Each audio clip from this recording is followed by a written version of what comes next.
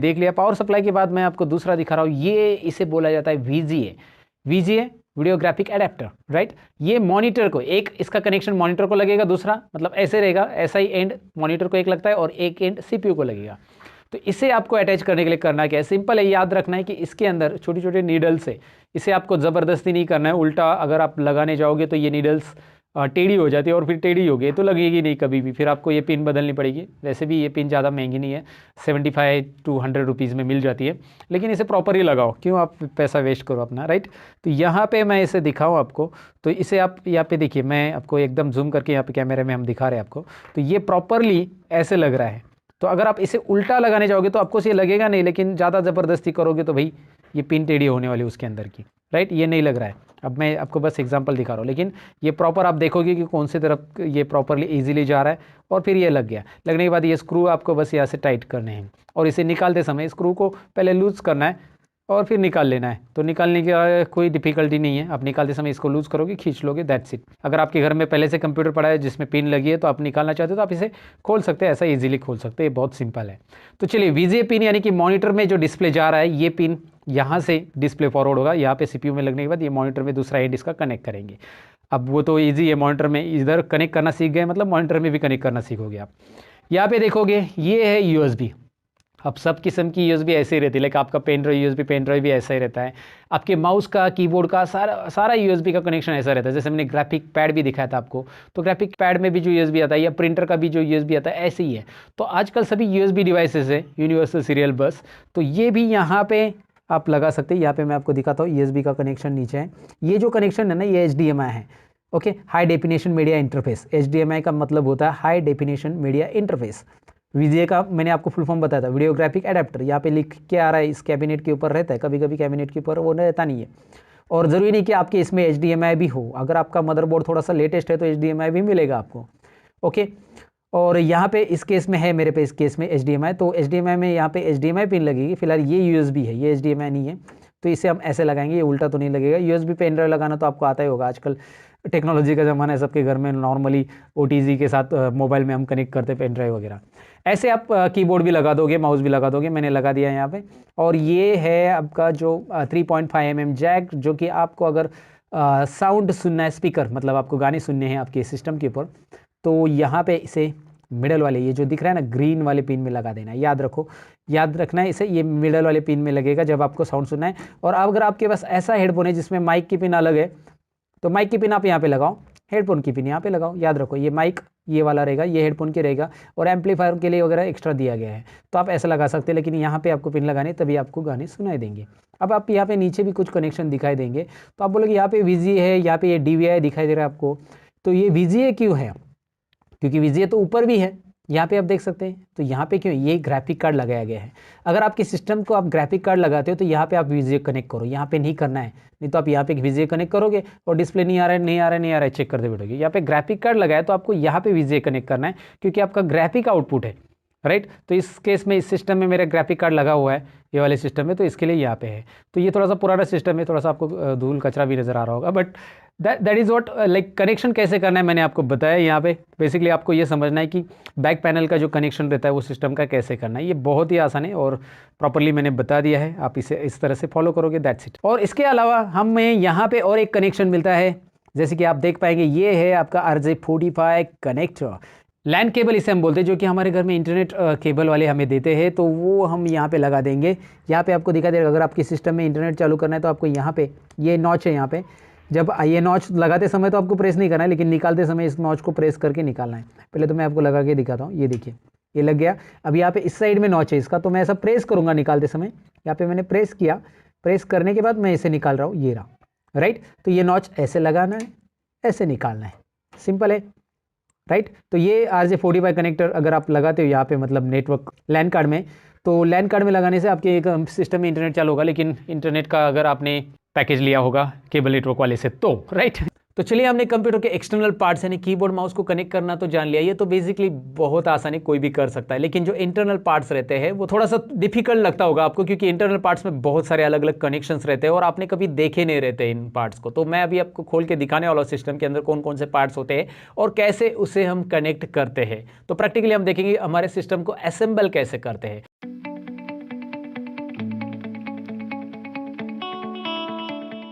Computer hardware का video तो आगे चलते रहेगा दोस्तों, लेकिन एक इंपॉर्टेंट इन्फॉर्मेशन आपको देना चाहूंगा। हमारी एक वेबसाइट है जिसका नाम है learnmopro.com, जिसके ऊपर चल रहे ढेर सारे कोर्सेज के ऑफर, कंप्यूटर कोर्सेज है और जो कि आपको कंप्यूटर एक्सपर्ट बना देंगे और सर्टिफाइड कोर्सेज यानी कि सर्टिफिकेट भी मिलने वाला है कोर्स कंप्लीशन का। दोस्तों वीडियोस लाइफ टाइम के लिए एक्सेस है, डाउनलोड कर सकते हैं, बहुत सारी चीज़ें। इस कोर्सेज के फीचर्स आप खुद ही जाकर वेबसाइट पर चेक कीजिएगा, डिस्क्रिप्शन में मैंने लिंक दी है। अगर आपको कंप्यूटर में एक्सपर्ट बनना है तो जरूर चेक कीजिएगा।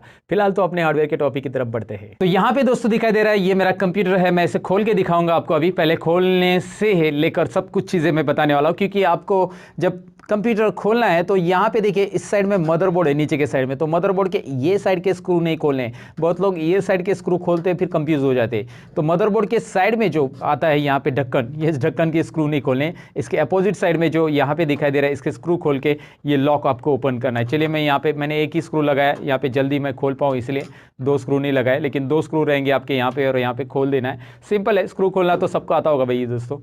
तो यहाँ पे करना क्या है, इसे मैं चलो इसे पीछे खींच लेता हूँ और ओपन कर लेता हूँ। कोई बड़ी बात नहीं है इसे ओपन करना, ये तो आप समझ गए होंगे। और अब आपके सामने मेरा कंप्यूटर यहाँ पे आ चुका है। ओके, तो यहाँ पे दिखाई दे रहा है कंप्यूटर आपको। अभी मैं पार्ट्स बता देता हूँ, फिर पार्ट को डी अटैच करता हूँ, सभी पार्ट्स को निकाल देता हूँ और फिर यहाँ पे फिर से अटैच करके दिखाता हूँ। और मैंने ये ग्लव्स पहने हैं, लेकिन आपको ग्लव्स पहनने की ज़रूरत नहीं है, ऐसा कुछ करंट वगैरह है नहीं इसमें। मैंने बस आपको थोड़ा सा प्रोफेशनल वे से दिखाने के लिए ये ग्लव्स पहने हैं। आप नहीं पहनेंगे, बिना ग्लव्स का भी काम करेंगे तो भी चलेगा। हाँ, लेकिन इसमें जो CPU रहता है मैं आपको बताऊँगा, वहाँ पर CPU को आपको नीचे से टच नहीं करना है। कहाँ पर नहीं करना है टच, डायरेक्टली आपके हाथ से, तो वो आपको मैं आगे बताऊँगा।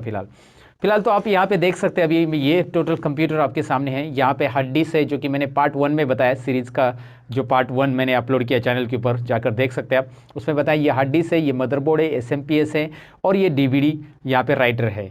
अब मैं आपको यहाँ पे एक एक पार्ट से यहाँ पे डी अटैच करके दिखाता हूँ। सबसे पहले मैं यहाँ पे हार्ड डिस्क निकाल लेता हूँ। यहाँ पे हार्ड डिस्क बहुत आसान है निकालना। तो यहाँ पे दिखाई दे रहा है आपको हार्ड डिस्क, और मैं इसके ये जो लॉक है ये दिख रहा है SATA, इसे डेटा केबल बोलते हैं। इसे मैंने प्रेस करके खींचा पीछे, ये प्रेस करके खींचना है दोस्तों, ये वाला, ये प्रेस करके नीचे खींचना है तो ये निकल जाएगा, नहीं तो आप ऐसे खींचने जाओगे तो नहीं। अब देखो इसको मैं दोबारा बिठा देता हूँ, मैं आपको दिखाता हूँ। इसको ऐसे प्रेस करके निकालना है। उसके बाद यहाँ पे ये SATA, इसे तो कुछ प्रेस नहीं करना है, ये SATA पावर है जो SMPS से मिला है हार्ड डिस्क को। यहाँ पे 12 वोल्ट पावर है, ये येलो वाला 12 वोल्ट रहता है। ये रेड वाला जो है ये लगभग 5.5 वोल्ट का रहता है, लेकिन ये रेड कलर यहाँ पे नहीं दिख रहा है, रेड रहता है, जनरली रेड रहता है सभी SMPS में। इस SMPS में ज़रा रेड नहीं है, अलग कुछ यहाँ पे आपको मजेंटा टाइप दिख रहा है। ठीक है, इसे मैंने निकाल दिया। अभी हार्ड डिस्क की स्क्रू है जो मैं यहाँ पे आपको दिखाऊंगा, खोल देता हूँ। इस वीडियो को थोड़ा सा मैं फास्ट फॉरवर्ड कर देता हूँ।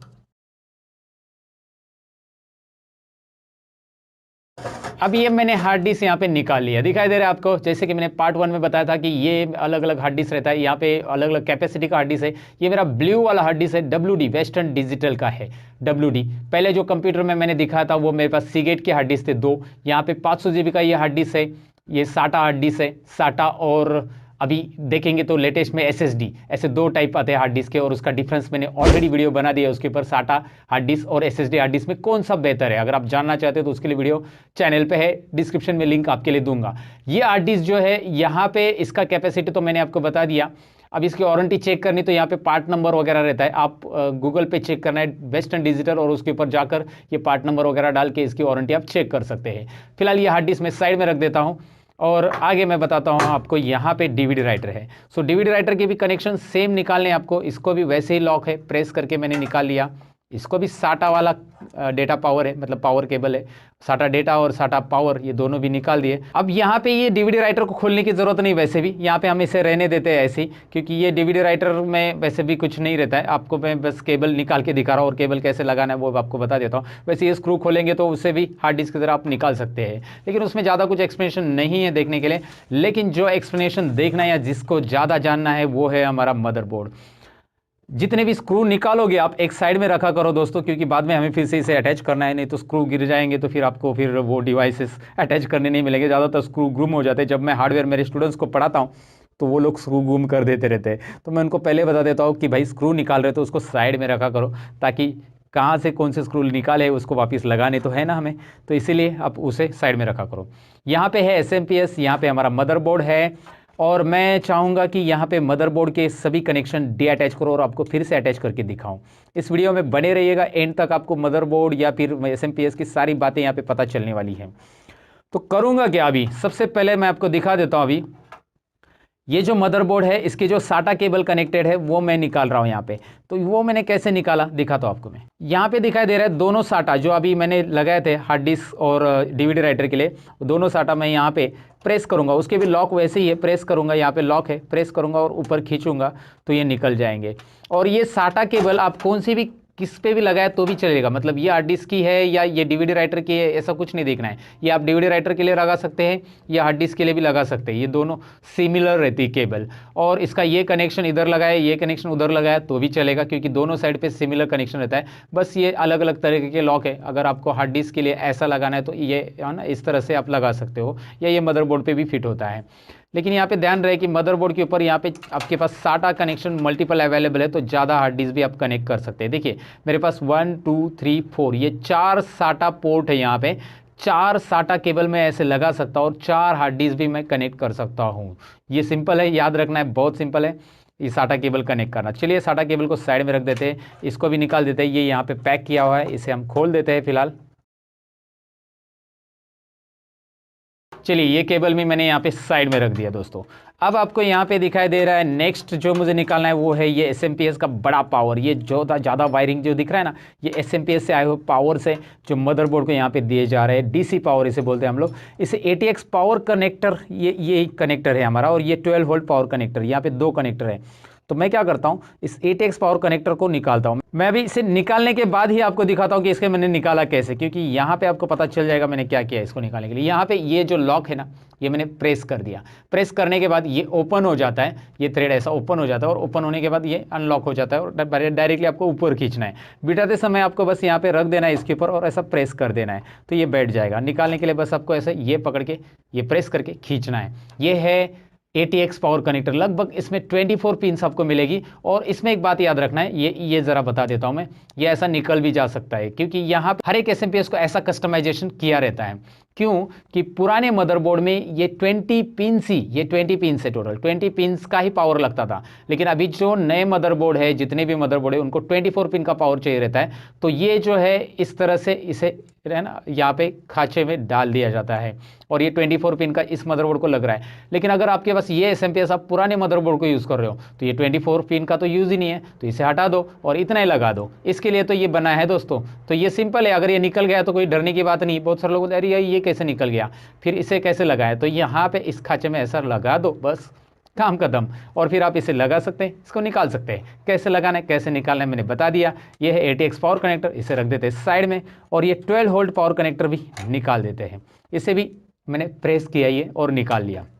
यहाँ पे ज़रा मदरबोर्ड पे ध्यान दीजिए, मैं दिखाता हूँ।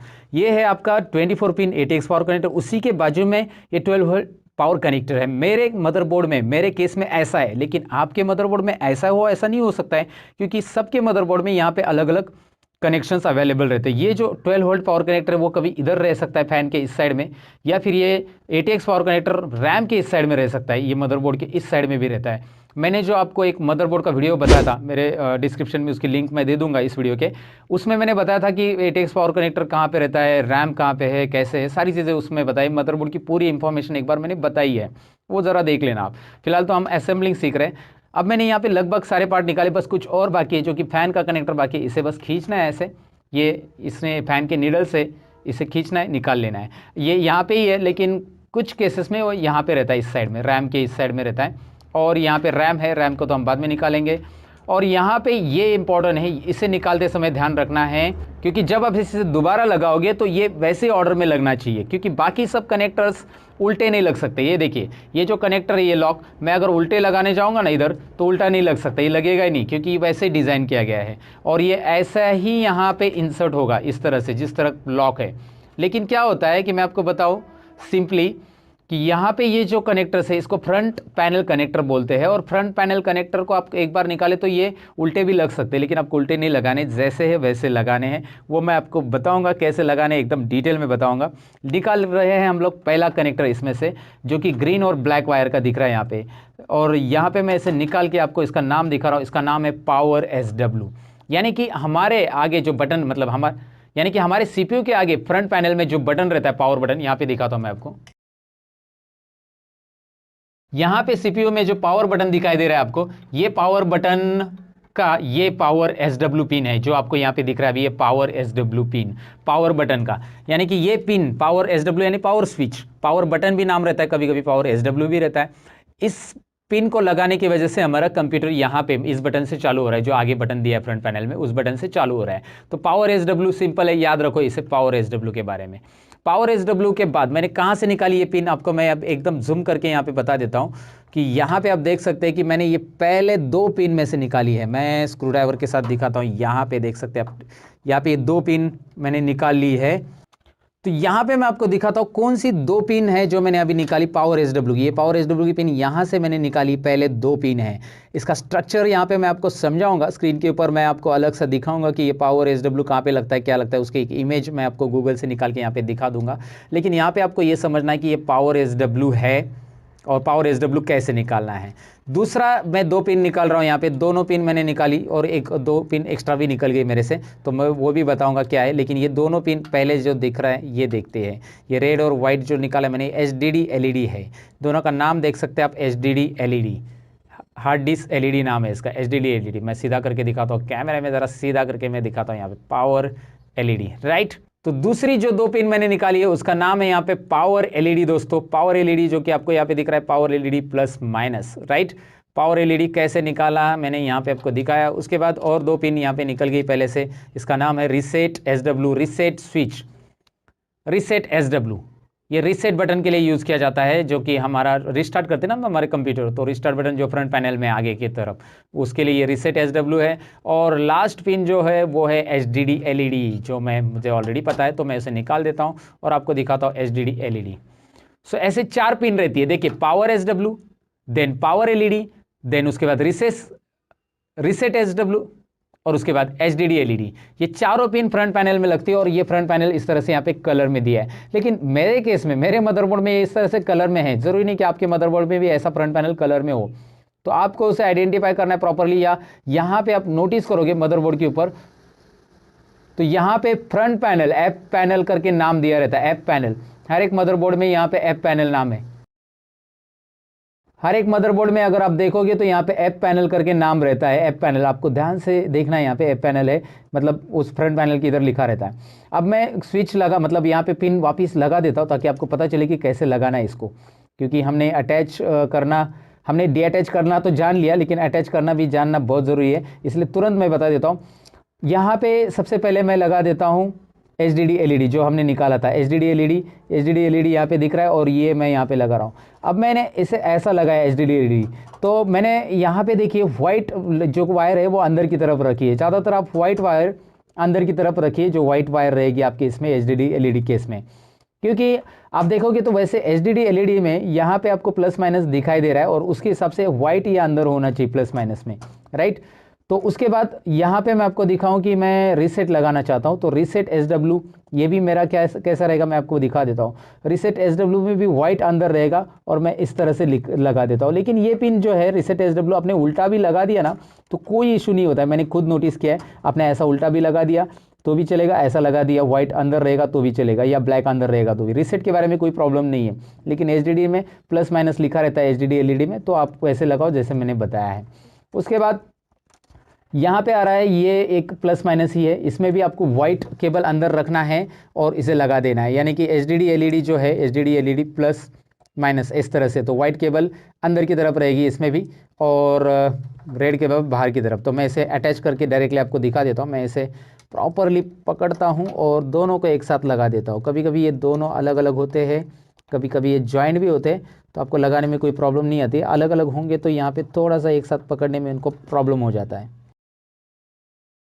तो यहाँ पे मैंने उसे लगा दिया है HDD LED को, और पावर SW को आपने उल्टा भी लगा दिया सीधा भी लगा दिया तो भी चलेगा। फिलहाल पावर SW नाम बाहर रहे इस डायरेक्शन में मैं लगा रहा हूँ, तो दोनों साइड से नाम जो है बाहर रहे, इस साइड से मैंने ऐसा लगा दिया है इसको। और ज़्यादातर आपको ये दिख रहा है कि यहाँ पे एक बात नोटिस करनी है कि ये चारों जो पिन है उसमें एक उसके बाजू की एक पिन खाली रहती है हमेशा, और जो बाजू की पिन खाली रहती है उस साइड का रहता है रीसेट SW बटन। यहाँ पे एक पिन दिखाई दे रही है, यहाँ पे पिन है एक्स्ट्रा, और जो मैंने खाली छोड़ दी है तो उस पिन में के साइड में रहता है रीसेट SW। और एक एम्प्टी पिन है, या पिन ही नहीं उसकी जगह, नीडल्स ही नहीं वहाँ पे, तो वहाँ पे रहता है पावर SW जो कि यहाँ पे इस साइड में लगाया गया। तो इस तरह से फ्रंट पैनल लगाना रहता है। ये बड़ी दिक्कत रहती है बहुत सारे लोगों की कि फ्रंट पैनल मैंने निकाल लिया, अब कैसे लगाएं। तो मैंने तो कोशिश की यहाँ पे समझाने की। एक इमेज में यहाँ पे दिखा रहा हूँ फ्रंट पैनल की, सीपीयू की, जो आपके स्क्रीन पे ऊपर दिखाई दे रही है अभी, और इस इमेज को देखकर आप समझ सकते हैं कि फ्रंट पैनल का कनेक्शन कैसे रहता है। जनरली फ्रंट पैनल आपको जब निकाल रहे हो मदरबोर्ड या डीअटैच करो तभी ध्यान से देखना है कि कैसे लगाया गया है। उसके बाद या फिर आप रिकॉर्डिंग करके रखो आपके कैमरा में और दोबारा लगाते समय उसे फिर से ये करो, मतलब नोटिस करो, क्योंकि आप पहली बार कर रहे हो तो थोड़ा सा कंफ्यूजन तो बढ़ ही जाता है केबल का, और आप केबल से इतना फैमिलियर नहीं रहोगे, इलेक्ट्रॉनिक पार्ट से इतना फैमिलियर नहीं रहोगे, तो ये प्रॉब्लम्स होती रहती है आपके साथ। मैंने नोटिस की बहुत सारे स्टूडेंट भूल जाते हैं कहाँ से कौन सी केबल निकाली, इसलिए अच्छा है कि शूट कर लो ना, आपके पास मोबाइल रहेगा तो। और फिलहाल यहाँ पे देखिए, इस केबल को मैं दिखाता हूँ आपको। यहाँ पे इस तरफ अभी ये जो केबल मैं निकाल रहा हूँ ये है यूएसबी हमारा, ये फ्रंट यूएसबी है। आगे की तरफ जो हम पेन ड्राइव वगैरह लगाते हैं ना, उसके लिए फ्रंट यूएसबी। फ्रंट यूएसबी में एक नोटिस करना है कि इसमें 9 पिन्स आपको दिखाई देगी। वैसे 80 केबल्स रहती है, लेकिन 9 पिन्स इसलिए रहता है क्योंकि यहाँ पे 9 होल इसलिए रहते हैं क्योंकि यहाँ पे अटैच करते समय आपसे गलती से एक पिन है ना एक्स्ट्रा, मतलब उल्टा ना लगे इसलिए। तो 10 नंबर की पिन यहाँ पे है ही नहीं, 9 पिन्स 9 होल्स है इसमें, और इसमें भी 9 पिन्स दिखाई देगी, लेकिन इसमें 8 पिन ही एक्टिव रहती है। 8 पिन से ही डेटा ट्रांसफर होता है। इधर देखो आप, इसमें 2 केबल तो है ही नहीं इसके अंदर, राइट। तो ये बस आपको अटैच करते समय गलती ना हो आपसे, इसीलिए दिया गया है क्योंकि आप उल्टा ना लगाए। तो जिस साइड में आपको दिख रहा है कि पिन ही नहीं है, उस साइड में यहाँ पे देखना है, इसमें यूएसबी में इधर नीडल नहीं है, इस साइड में भी इधर ये नहीं है, तो प्रॉपरली उसे वैसे लगा देना है। यहाँ पे मैंने लगा दिया, ये फ्रंट यूएसबी, और उसी के बाजू में आपको मिल रहा है दूसरा यूएसबी, फ्रंट USB 2, USB 1 व USB 2 ऐसा रहता है। उसके साथ में ये फ्रंट ऑडियो है जो कि ऑलरेडी निकाला गया है, पहले से निकाला था। फ्रंट ऑडियो दिख रहा है, ये फ्रंट ऑडियो में 9th नंबर की पिन एम्प्टी है, दिखाई दे रहा है, यहाँ पे 9th नंबर की पिन नहीं है। USB और ऑडियो में ये फ़र्क रहता है। फ्रंट ऑडियो आप तुरंत ध्यान से देख सकते हैं, फ्रंट ऑडियो में 9th नंबर की पिन नहीं है, और USB में जो है 10th नंबर की पिन यहाँ पे नहीं रहती है। तो यहाँ पे फ्रंट ऑडियो लगाया कहाँ पे जाता है, मैं आपको दिखाता हूँ। ये फ्रंट ऑडियो यहाँ पे दिख रहा है, और यहाँ पे देखिए ये 9th नंबर की पिन इस नीडल में, 9th नंबर की नीडल इसमें मिस है, तो इसको मैं ऐसा लूँगा और यहाँ पे मैं ऐसे लगा दूंगा फ्रंट ऑडियो को, राइट। इस तरह से ये फ्रंट ऑडियो लगा देते हैं। तो मदरबोर्ड के बाद, मतलब मदरबोर्ड के सारे पार्ट्स को मैंने बता दिया कि कैसे इसके ऊपर पिन अटैच करते हैं, नहीं करते हैं। और यहाँ पे ये पिन लगा देते हैं, ये CPU फैन है, ये CPU का फ़ैन उसकी वजह से चलेगा दोस्तों, यहाँ पे इसको लगा देना है। अब यहाँ पे आपको ये समझ में आया कि CPU का फ़ैन कैसे लगाना है, रैम कैसे निकालना है, लगाना है, एक बार बता देता हूँ। यहाँ पे देखिए रैम का ये लॉक है, इसको ऐसा प्रेस कर देना है, ये भी प्रेस कर देना है, और ये खुल गया। Wow, interesting. इसको आपको क्लीन करना रहेगा, लेकिन क्लीन करने के लिए आप इरेजर जो रहता है ना स्कूल में यूज़ करते हो, वो इरेजर लीजिए और इसके ऊपर रब कीजिए। ये जो गोल्डन पॉइंट्स है, अगर इसमें कुछ डस्ट है तो उसे क्लीन करने के लिए आप इरेजर यूज़ कर सकते हैं दोस्तों, इरेजर यूज़ करना है। ये रैम कैसा रहता है, क्या रहता है, यहाँ पे देखिए मैं आपको बता देता हूँ। यहाँ पे दिखाई दे रहा है लेबल में DDR3 रैम है ये, और 2 GB रैम है, राइट। DDR3 यहाँ पे दिखाई दे रहा है, 2 GB रैम, राइट। यहाँ पे ये आपको बता देता हूँ कि रैम के बारे में मैं डिटेल में आपको आगे बताऊँगा कि रैम कैसे काम करता है, रैम कौन सा लगाना चाहिए आपके PC में, कौन सा रैम यूज़फुल रहेगा, या फिर आप रैम अपग्रेड करना चाहते हो तो क्या क्या चीज़ें ध्यान में रखनी है, सारी चीज़ें होंगी दोस्तों। फिलहाल तो रैम को लगा देते हैं। यहाँ पे ये नॉच जो दिख रहा है ना, खांचा, ये खांचे ऐसे लेकर ये खांचा यहाँ पे देखना है, यहाँ पे भी, तो वो बराबर खांचे में जाना चाहिए। उल्टा रैम लगाएंगे ना ऐसा कभी नहीं बैठेगा दोस्तों, ऐसा लगाएंगे तो कितना भी ज़बरदस्ती करो नहीं लगेगा, टूट जाएगा। वहाँ पे ज़बरदस्ती करेंगे तो, ज़बरदस्ती नहीं करना है, नहीं लग रहा है तो उसे देखना है कि उल्टी तरफ यहाँ पे नॉच पे नॉच है ना आना चाहिए, जो है वहाँ पे राइट बैठ जाएगा। यहाँ पे मैंने इसे लगा दिया और मैं इसे प्रेस करूँगा, ये लॉक वाइट वाला ऑटोमेटिक बंद हो जाएगा। इधर का वाइट लॉक देखिए, मैं प्रेस करता हूँ बंद। ऐसे आपके पास 2 रैम है तो दोनों भी लगा देना है यहाँ पे। चलो ठीक है, मैंने इसमें बता दिया कि रैम कैसे लगाना है। अभी हम दोबारा पावर लगा देते हैं, ये वाला पावर लगा देते हैं, ATX पावर कनेक्टर, सॉरी इस तरफ इसका लॉक है, ऐसा लगाना है। मैं उल्टा लगा रहा था, वहाँ पे नहीं लगेगा वो। उसके बाद मुझे लगाना है यहाँ पे ये वाला पावर, कौन सा पावर है यहाँ पे, सॉरी 12 वोल्ट पावर कनेक्टर, ये हम लगा देते हैं। चलिए इसे देखिए, ये लॉक है, इसे लगाते समय लॉक प्रेस करने की वैसे भी ज़रूरत नहीं है, निकालते समय लॉक प्रेस करना है, लग गया। कभी कभी ये लॉक बहुत तंग करता है, निकालते समय बहुत पैक रहता है, मैंने बहुत सारे मदरबोर्ड में देखा है बहुत पैक रहता है वो। चलो ठीक है, वो तो देख लिया हमने कैसे लगाना है। साटा केबल कैसे लगानी वो मैं आपको बताने की ज़रूरत नहीं लगता है मुझे अभी। साटा केबल कैसे लगानी एकदम सिंपल है, मैंने कैसे निकालना है वो बताया, तो लगानी कैसे एकदम सिंपल है। हाँ वो बता देता हूँ कि यहाँ पे देखिए, यहाँ पे साटा केबल में एक खांचा रहता है इस तरह का, यल एंगल जैसा खांचा है, तो ये खांचा जैसा वहाँ पे है, इसमें वैसे लगा देना है मदरबोर्ड के ऊपर, उल्टा लगाने से वो लगने वाला नहीं है। तो देखिए मैं इस तरफ रख रहा हूँ, लगा रहा हूँ, ये लग गया, वैसे ही और एक साटा केबल है मेरा जो कि डीवीडी राइटर का है, एक हार्ड डिस्क का, एक डीवीडी राइटर का, 2। मैं कोई भी साटा में कोई भी साटा पोर्ट में ये साटा केबल लगाए तो भी चलेगा, कोई ज़रूरी नहीं कि इसमें एक पर्टिकुलर में लगाएं, आप किसी में भी लगा सकते हैं। और फिर यहाँ पे हार्ड डिस्क में इस तरह से ये देखिए, ये यहाँ पे भी खाँचा है, प्रॉपरली खाँचे से लेकर खाँचा ये करना है, मिला देना है और इसे पैक कर देना है। और इसके लिए एक साटा पावर केबल भी लगेगा, और साटा पावर केबल भी इसमें भी वैसे ही रहता है, एक तरफ से, एक ध्यान से देखेंगे तो खाँचा रहता है, ज़रा ध्यान से देखा करिए। और फिर उसे यहाँ पे पावर केबल को लगा देना है, साटा पावर केबल है साटा हार्ड डिस्क के लिए, और ये इसी तरह से लगा दिया। अब हार्ड डिस्क को आपको स्क्रू लगा के फिट कर देना है, बस। अब हमने जान लिया कि इंटरनल पार्ट्स कैसे कनेक्ट करने, यानी कंप्यूटर को असेंबल कैसे करना है। बेसिकली आपने सीख लिया कि मदरबोर्ड के ऊपर अलग अलग कनेक्शन कैसे लगते हैं। लेकिन आप ये बात जानने में इंटरेस्टेड होंगे कि भाई अगर हमारा कंप्यूटर बंद है तो बेसिकली ट्रबल शूट कैसे करते हैं। ट्रबल शूट का मतलब होता है ट्रबल यानी प्रॉब्लम, राइट, और उसे शूट करना यानी कि प्रॉब्लम को सॉल्व करना। तो हम ये देखेंगे कि अगर हमारे कंप्यूटर में डिस्प्ले नहीं आ रहा है तो कहाँ पे एरर हो सकता है, क्या रैम में एरर है, क्या एसएमपीएस में एरर, या कहाँ पे एग्जैक्टली एरर क्या है, उसे कैसे ट्रबल शूट करते हैं, इस पार्ट में हम जानने वाले। तो चलिए बढ़ते इस पार्ट की तरफ।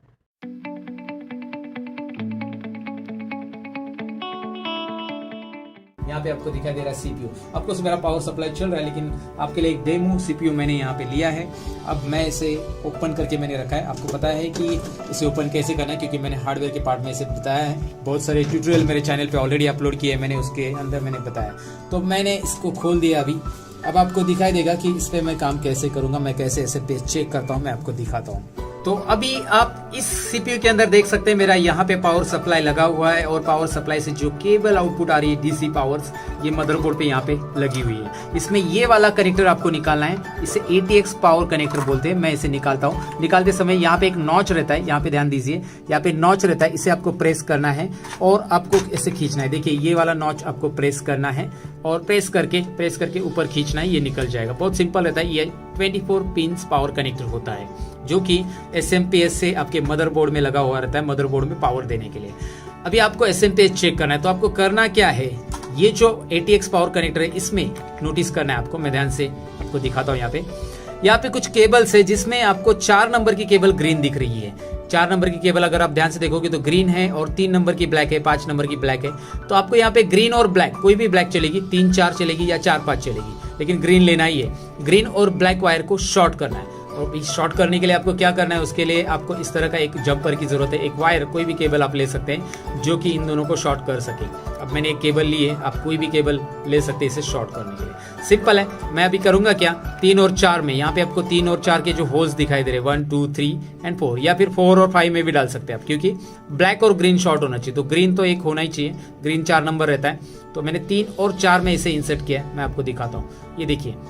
तो ये क्या होगा, ये शॉर्ट कर रहा है ना, 3 और 4 में ये कनेक्ट कर रहा है एक दूसरे को, 3 और 4 को।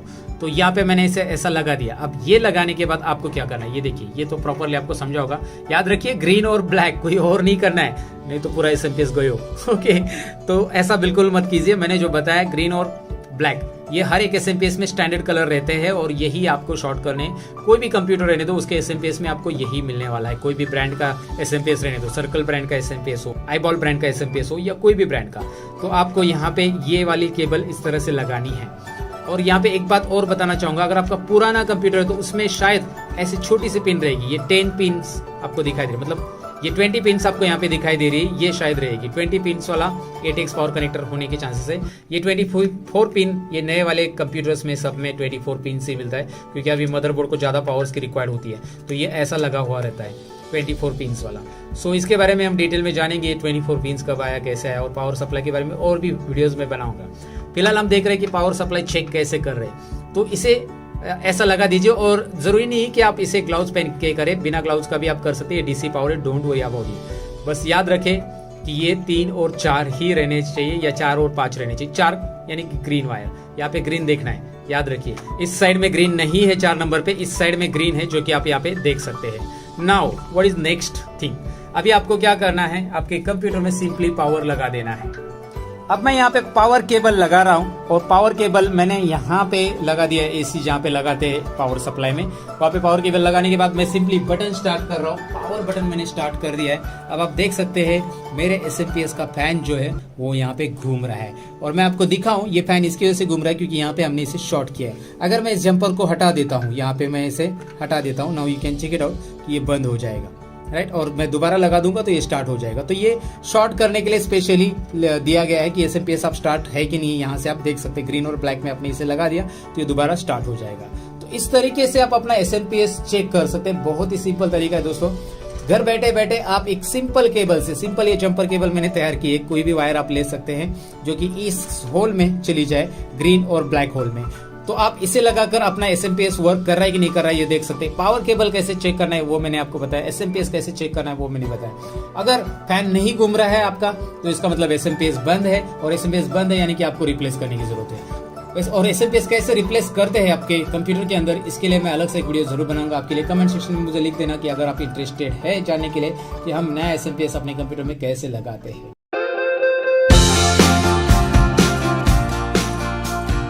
तो चलिए, आपका एसएमपीएस नहीं चल रहा है तो मैंने आपको बताया कि एसएमपीएस को ट्रबल शूट करने के लिए आपको बेसिकली करना क्या है। इस जंपर की मदद से आप इसे ट्रबल शूट कर सकते हैं, राइट। जंपर आपने लगा दिया तो एसएमपीएस चालू है नहीं चालू है यहाँ पे आपको दिखाई दे रहा है। जैसे ये जंपर लगाया एसएमपीएस चालू है। लेकिन अब मैं ये चेक करना चाहता हूँ कि एसएमपीएस में जो आउटपुट आ रहे हैं अलग अलग यहाँ पे जो केबल्स आ रही है उसमें वो पावर आ रही कि नहीं आ रही है। पावर कैसे चेक करना है मैं आपको बेसिकली एक एग्जाम्पल के तौर पर बताना चाहूँगा। लेकिन पावर चेक करने के लिए मैंने ये दो नीडल्स यहाँ पे आपको दिखाई दे रहे हैं ना, दो हेडल्स एंड नीडल्स आप बोल सकते हैं। ये लिए ये क्या है बेसिकली, यहाँ पे आप देख सकते हैं ये कनेक्शंस कहाँ पे जा रहे हैं, ये मल्टीमीटर में लगाए हुए। तो ये मल्टीमीटर आपको खरीदना चाहिए अगर आपको हार्डवेयर थोड़ा सा एडवांस लेवल पे सीखना है। तो भाई 150-200 रुपये तो खर्चा करना पड़ेगा। ये 150-200 रुपये में ही आ जाता है मल्टीमीटर। और यहाँ पे देख सकते हैं मैंने इसे डीसी पे रखा है क्योंकि मुझे डीसी पावर चेक करना है। ये डीसी पावर इस तरफ होता है, यहाँ पे एसी पावर चेक कर सकते हैं आप। और यहाँ पे आप चेक कर सकते हैं रेजिस्टेंस, जैसे ओम का साइन आपको दिखाई दे रहा है। तो मल्टीमीटर का फिलहाल तो हम डीसी पावर चेक कर रहे हैं, तो यहाँ पे मैंने डीसी पे रखा है। यहाँ पे रीडिंग 00 दिख रही है। अब मैं क्या करूँगा, मेरा एसएमपीएस चालू है, आप देख सकते हैं यहाँ पे फैन घूम रहा है। ये वाले एसएमपीएस में देख सकते हैं ये मैंने दूसरा सीपीयू लिया है, पिछली बार दूसरा सीपीयू था तो अभी यहाँ पे दूसरा सीपीयू दिखाई दे रहा है। यहाँ पे एसएमपीएस का फैन आपको क्लियरली दिख रहा है कि घूम रहा है। अब मैं आपको ये दिखाना चाहूँगा कि ये आपको जो दिखाई दे रहा है पावर केबल, ओके, मतलब यहाँ पे ये वाली लेता हूँ मैं, ये 12 वोल्ट वाली है। तो ये येलो केबल में 12 वोल्ट पावर रहता है, लेकिन ज़रूरी नहीं कि 12 वोल्ट ही रहेगा, कभी 11.5 आ सकता है, कभी 13 भी आ सकता है। तो अभी हम बेसिकली चेक करते हैं कि कितना वोल्ट है इसके अंदर। तो यहाँ पे ये जो ब्लैक नीडल है वो आपको इसमें इनपुट कर देनी, यहाँ पे ब्लैक वायर के अंदर। तो मैं आपको दिखाता हूँ, सिंपली आप देख सकते हैं यहाँ पे मैं इनपुट कर रहा हूँ और उसके बाद हम देखेंगे कि भाई मल्टीमीटर में क्या रिफ्लेक्शन आ रहा है। तो यहाँ पे मैं इसे दिखाता हूँ। अभी आप इसे मैं लगा रहा हूँ और अभी आप मल्टीमीटर में देख सकते हैं कि वहाँ पे कुछ रीडिंग्स आ रही है जो कि 14 पॉइंट है ना समथिंग यहाँ पे रीडिंग आपको दिखाई दे रही है।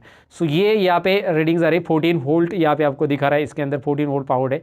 अब इसके अंदर 14 वोल्ट बेसिकली क्यों है, क्योंकि ये जो मेरा एसएमपीएस है, यहाँ पे एसएमपीएस की तरफ आप देख सकते हैं, मैं आपको दिखाता हूँ, ये 450 वैट का है। जनरली इतने वैट का एसएमपीएस नहीं रहता। ये एक सर्कल का मैंने थोड़ा सा महंगा वाला एसएमपीएस लिया है, जिसके ये एसएमपीएस अगर आपके कैबिनेट में है तो आप ग्राफिक कार्ड वगैरह भी यूज़ कर सकते हैं। इतना बड़ा एसएमपीएस है अच्छा वाला। तो इस एसएमपीएस की वजह से लगभग ये 14 वोल्ट आपको दिखा रहा है। जनरली आप अपने एसएमपीएस के लिए चेक करोगे ये जो पावर है वो आपको 12 वोल्ट ही दिखाई देगा। तो चलिए मैंने 12 वोल्ट पावर चेक किया और एक पावर मैं आपको चेक करके दिखाता हूँ। यहाँ पे एसएमपीएस मेरा ऑलरेडी रनिंग में है, आप देख सकते हैं वहाँ पे फैन घूम रहा है और चालू में हमें चेक करना पड़ेगा तभी तो पता चलेगा। आपको इसे ब्लैक में लगाना है, याद रखो ये नीडल्स को आपको ब्लैक में लगाना है। कोई भी एक ब्लैक पकड़ो आप किसी का भी ब्लैक, इसका भी ब्लैक लेंगे तो भी चलेगा, कोई प्रॉब्लम नहीं है। इसे ब्लैक में मैं अभी लगा रहा हूँ, यहाँ पे आप देख सकते हैं ब्लैक में लगा रहा हूँ और इधर से मैं अभी ऑरेंज में लगा रहा हूँ। ये पहली पिन मैं चेक कर रहा हूँ। अभी आप मल्टीमीटर में देख सकते हैं यहाँ पे लगभग 3.5 वोल्ट आना चाहिए। इस केस में 4 वोल्ट आ रहा है क्योंकि यहाँ पे 3 to 4 वोल्ट के बीच में आएगा अगर आप ऑरेंज में लगाते हो तो।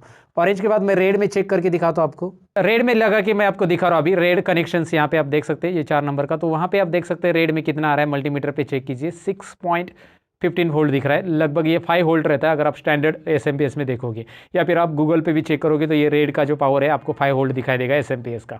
ओके, तो जनरली हम ये लाइव चेक कर रहे हैं और ये एसएमपीएस के साथ चेक कर रहे हैं तो हमें इतना पावर यहाँ पे दिखाई दे रहा है। तो बेसिकली आप ऐसे चेक कर सकते हैं मल्टीमीटर के जरिए कि आपके एसएमपीएस में पावर जो आ रही है वो एग्जैक्ट आ रही है कि नहीं आ रही है, कौन से केबल में पावर नहीं आ रही है, जैसे ये 12 वोल्ट कनेक्टर में नहीं आ रही है या फिर यहाँ पे कोई पावर नहीं आ रही है। तो यहाँ पे बेसिकली ये पावर चेक करने का एक तरीका मैंने आपको बताया कि मल्टीमीटर के जरिए पावर चेक कैसे किया जाता है। डीसी पावर बेसिकली हम चेक कर सकते हैं।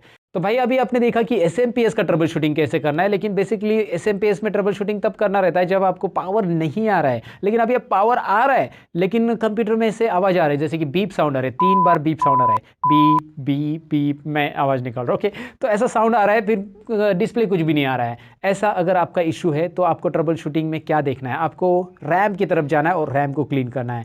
ये रैम आपको दिखाई दे रहा है जो कि मैंने आपको पहले ही बताया इसके बारे में। तो यहाँ पे मैं से ये लॉक को मैं प्रेस कर रहा हूँ, इसे मैं निकाल रहा हूँ और इसका निकाल के मैं साफ़ करूँगा। इसे मैं इरेजर से साफ़ करूँगा। ये रहा इरेजर। इरेजर बहुत पुराना है एक्चुअली, ये मैं काफ़ी अरसे से इसे यूज़ करते आ रहा हूँ इसलिए पुराना है। बट हमें इरेजर की यहाँ पे ज़रूरत इसलिए क्योंकि ये गोल्डन पॉइंट यहाँ पे हमें क्लीन करने, कोई भी इरेजर चलेगा, पर आपको ये गोल्डन पॉइंट के ऊपर ही इस इरेजर से ऐसा ड्रैग करना। याद रखिए यहाँ पे जो आईसीज है उसको मतलब इरेजर का टच नहीं होना चाहिए, बस ये गोल्डन पॉइंट को खींचना। मैंने ऑलरेडी इस रैम को क्लीन किया है, बस आपको एग्जांपल दिखा रहा हूँ। मैं इसके ऊपर ऐसे इस तरफ भी करूँगा और इस तरफ भी, दोनों साइड रैम को जो गोल्डन पॉइंट आपको दिखाई दे रहे हैं, बस आपको यहाँ पे इस तरह से इसे क्लीन करना है। सिंपल तरीका है रैम को क्लीन करने का, मतलब ऐसा एक ही बार नहीं ड्रैग करना है, ऐसे आपको घिसना है इसके ऊपर अच्छे से, और यहाँ पे जो भी जंग लगा है वो निकलना चाहिए। क्योंकि क्या होता है कि बहुत सारी बार आप 10-15 दिन कंप्यूटर बंद रखते हो तो उस टाइम पे इसके ऊपर थोड़ा सा जंग लगता है या डस्ट जमा होती है, तो उसकी वजह से डिस्प्ले नहीं आता है, बीप साउंड आता रहता है। तो डिस्प्ले नहीं आने का कारण एक रैम हो सकता है, रैम के अलावा भी कई और कारण है, लेकिन रैम का एक मेन कारण है जो कि बीप साउंड आता है। लेकिन कई बार ऐसा होता है कि सिस्टम में से बीप साउंड नहीं आता है क्योंकि जो एरर डिटेक्टर स्पीकर रहता है ना सिस्टम के मदरबोर्ड पे, वो नहीं रहता। आपके केस में अगर स्पीकर नहीं है, एक इंटरनल स्पीकर रहता है छोटा सा, जो एरर अगर है आपके सिस्टम में तो वो बताता है।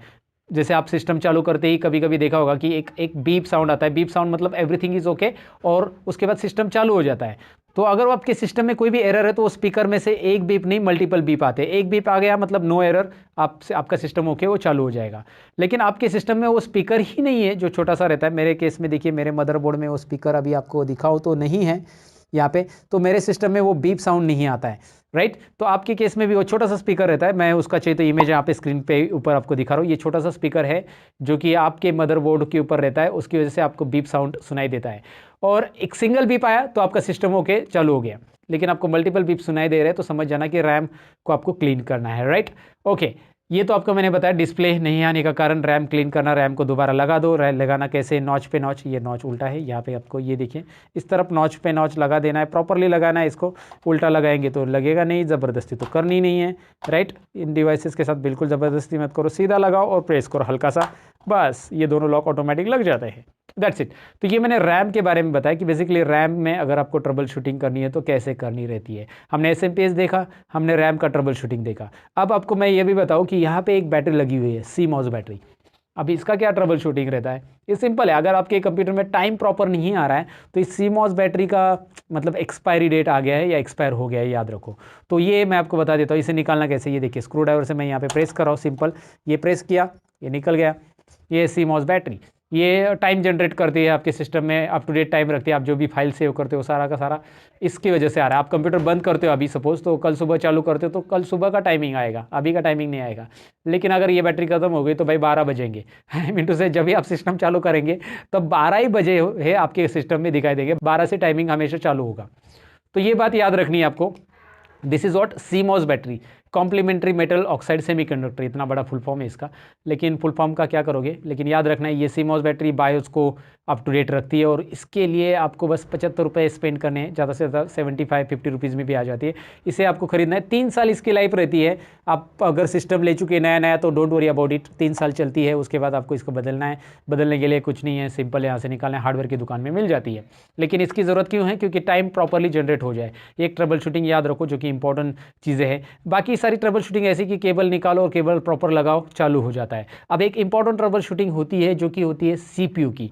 अब आपको यहाँ पे CPU पे ज़्यादा डस्ट दिखाई दे रही है, और ये जितनी ज़्यादा डस्ट होती जाएगी उतना ज़्यादा CPU हीट होगा, और कई बार ऐसा होगा कि 2 घंटे के बाद कंप्यूटर चलने के बाद बंद हो जाएगा, राइट। तो 2-3 घंटे के बाद बंद हो रहा है क्योंकि वो CPU एक पर्टिकुलर हीट में जाने के बाद कंप्यूटर ऑटोमेटिक बंद हो जाता है। फिर आप चालू रिस्टार्ट करते हो फिर चलता है। तो ये डस्ट को आपको क्लीन करना होगा। क्लीन करने के लिए आपको इमेज दिखाई दे रहा है, एक ब्लोअर आपको यूज़ करना पड़ेगा, या फिर वैक्यूम क्लीनर आप यूज़ कर सकते हैं, जो कि स्क्रीन के ऊपर मैं आपको दिखा रहा हूँ, जिसकी लिंक मैं डिस्क्रिप्शन में भी दे रहा हूँ। आप वहाँ से अमेजोन से वगैरह खरीद सकते हैं, राइट। ये क्लीनर की ज़रूरत आपको तब होती है जब आपका सिस्टम बहुत दिन तक पड़ा है और उसके अंदर बहुत सारा डस्ट है, क्योंकि आप हाथ से डस्ट साफ करोगे तो वो नहीं निकलती, ज़्यादातर नहीं निकलती। इसे आप हवा से साफ करोगे तो वो अच्छे और क्लीन हो जाती है, इसलिए ब्लोअर का इस्तेमाल करो। अगर आप एक हार्डवेयर इंजीनियर बनना चाहते हो तो ये क्लीनर वगैरह आपके साथ हमेशा रखो, ताकि आप प्रॉपरली सर्विस लोगों को दे सके, उनका सिस्टम प्रॉपर क्लीन कर सके। ओके, दूसरी चीज़ ऐसी कि इसे आप ब्रश से भी क्लीन कर सकते, लेकिन इसे खोलना कैसे है। इसका जो फैन है, सीपीयू के ऊपर लगा हुआ फैन है, नीचे सीपीयू है, चिप प्रोसेसर नीचे है, तो इसे खोलना एकदम सिंपल है। मैं आपको दिखाता हूँ।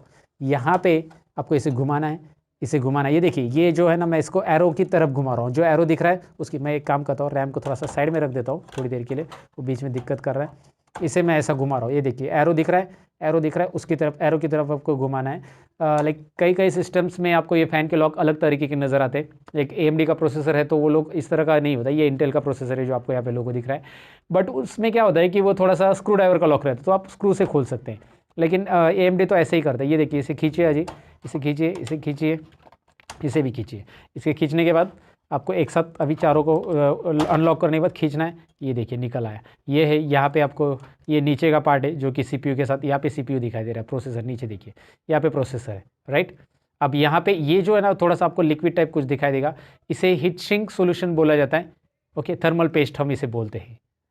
तो ये थर्मल पेस्ट आपको ये भी 15 रुपये का मिलता है, एक छोटा सा डब्बी, जिसमें जितना चाहिए, मतलब एक बार लिया तो अपने 50-60 CPU को आप लगा सकते हैं। अगर आप एक हार्डवेयर इंजीनियर बनना चाहते हो तो आपको वो थर्मल पेस्ट भी लेना पड़ेगा। जहाँ पे आप CPU खोलोगे तो इसके ऊपर थर्मल पेस्ट कंपलसरी है। कुछ लोग तो यहाँ पे टूथपेस्ट भी लगाते हैं, मैंने सुना था, बट वो नहीं लगाना है।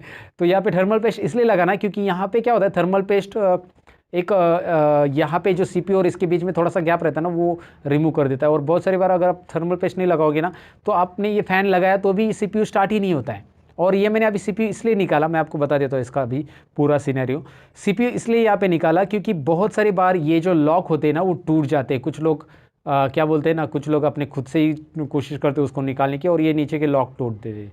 तो ये लॉक बिठाते समय आपको सिस्टम, जब आप ये लगा रहे हो अभी ये मदरबोर्ड के ऊपर दोबारा ये फ़ैन, तो इसको लगाते समय आप मदरबोर्ड खोल के लगाओ, अगर आप ज़्यादा एक्सपीरियंस नहीं है आपको इसका लगाने का। क्योंकि ये लॉक अगर टूट गए तो आपका ये फ़ैन यहाँ पे मदरबोर्ड के साथ या इसके प्रोसेसर के ऊपर प्रॉपरली अटैच नहीं होगा, प्रॉपर फिट नहीं होगा। अगर ये प्रॉपर फिट नहीं, थोड़ा सा भी लूज़ है, तो आपका प्रोसेसर 1 मिनट चालू होगा और उसके बाद बंद हो जाएगा। मतलब आपका सिस्टम चालू होगा, नो इश्यूज, प्रोसेसर डिस्प्ले देगा, सब कुछ होगा, मतलब वहाँ पे आउटपुट भी आएगा, लेकिन 1 मिनट के बाद तुरंत कंप्यूटर बंद, फिर आप चालू करोगे, फिर 1 मिनट के बाद बंद, क्योंकि प्रोसेसर और इसके बीच में बहुत गैप रह गया है। गैप यानी ये लूज़ हो गया है, क्योंकि ये लूज़ हो गया इसकी वजह से, ये प्रॉपर नहीं लगाया आपने, या फिर ये टूट गया आपसे ये लॉक।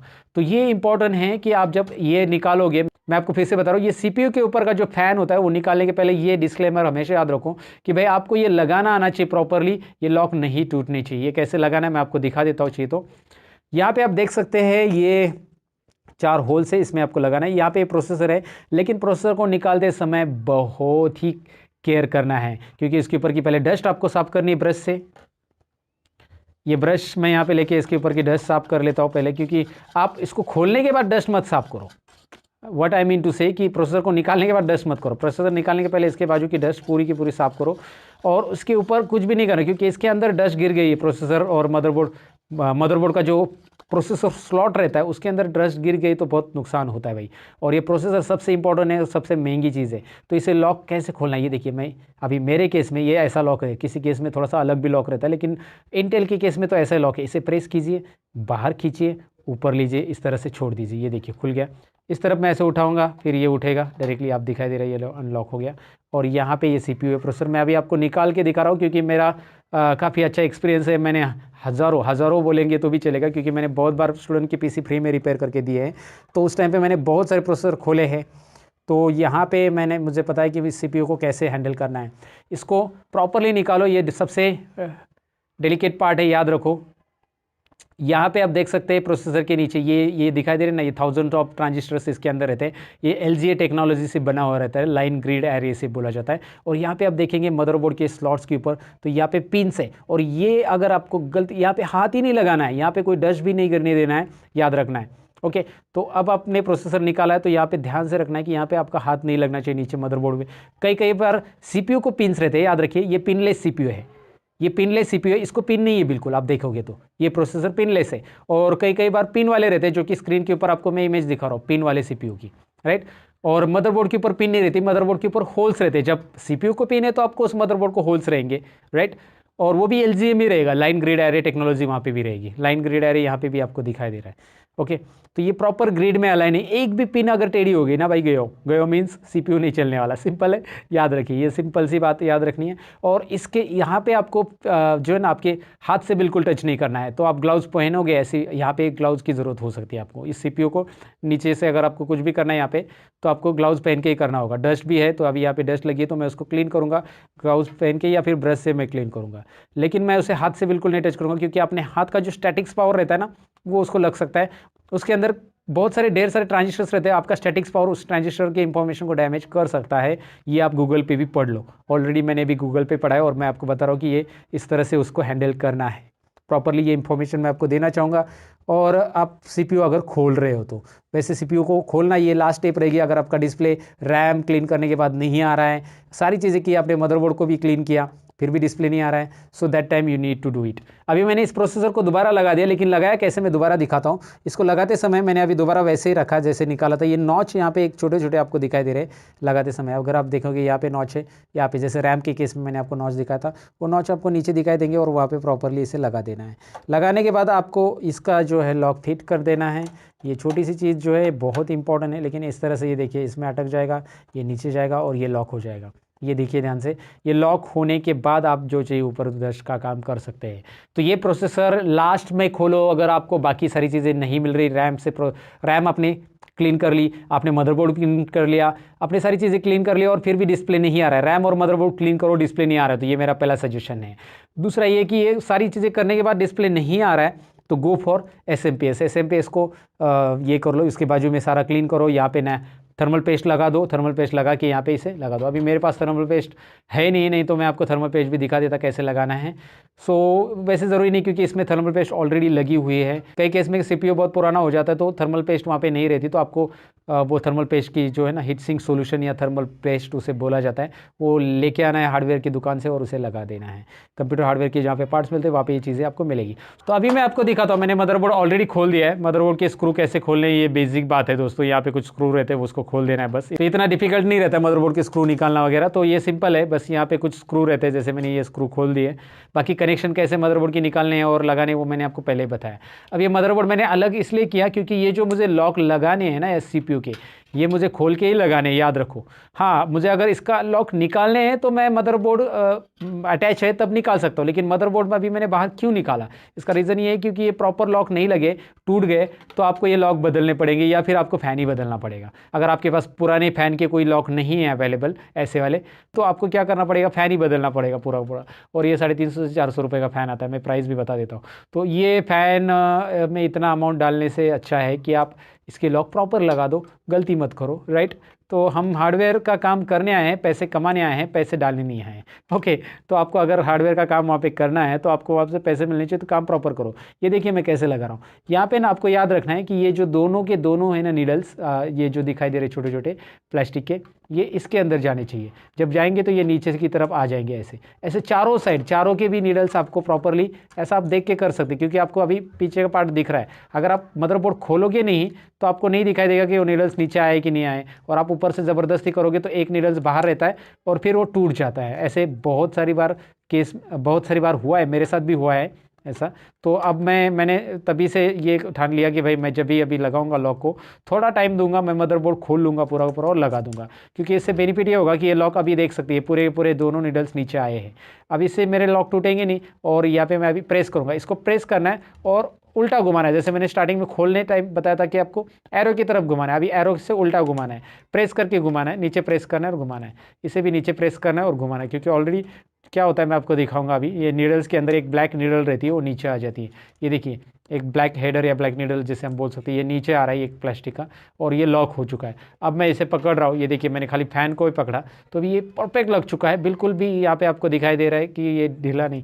ये थोड़ा सा भी अगर इसमें गैप रहता है या ढीला रह जाता है एक तरफ भी, एक लॉक भी, तो भी आपका जो CPU है ना स्टार्ट होने की चांसेस कम ही है। स्टार्ट होगा 1 मिनट के बाद बंद होगा, क्योंकि वो इतना हीट लेगा। तो आपको ये बात ध्यान में रखनी है जो कि मैंने आपको बता दी अभी। सो दैट्स इट, ये था CPU ट्रबल शूटिंग के बारे में। हमने जान लिया CPU, रैम, SMPS सारी ट्रबल शूटिंग कैसे करनी इस पार्ट के अंदर। और ये पसंद आया हो तो लाइक शेयर और कमेंट ज़रूर कीजिएगा दोस्तों, क्योंकि मैंने मेहनत ली आपको बताने के लिए, तो आप थोड़ी सी मेहनत लीजिए लाइक और शेयर करने के लिए। कमेंट भी कीजिए कैसे लगा ये ट्रबल शूटिंग का पार्ट। और ज़्यादा एडवांस लेवल के कोर्सेज सीखने तो डिस्क्रिप्शन में हमारी वेबसाइट भी दी है, वहाँ पे भी चेक कर सकते हैं। अब हम आगे की पार्ट की तरफ बढ़ते हैं। तो भाई ट्रबल शूटिंग तो जान लिया, लेकिन ट्रबल शूटिंग के दौरान मैंने बताया था कि अगर आपका विंडोज़ करप्ट हो गया तो उसे रीइंस्टॉल करने की ज़रूरत पड़ेगी। तो रीइंस्टॉल करने की प्रोसेस कैसे रहती है, तो उसके लिए बूटेबल पेन ड्राइव कैसे बनाया जाता है, इंस्टॉलेशन के दौरान हार्ड डिस्क के पार्टीशंस कैसे किए जाते हैं, ये सारी चीज़ें एक ही वीडियो में, मतलब इस पार्ट में मैं आपको बताने वाला हूँ। तो चलिए इस पार्ट की तरफ बढ़ते हैं।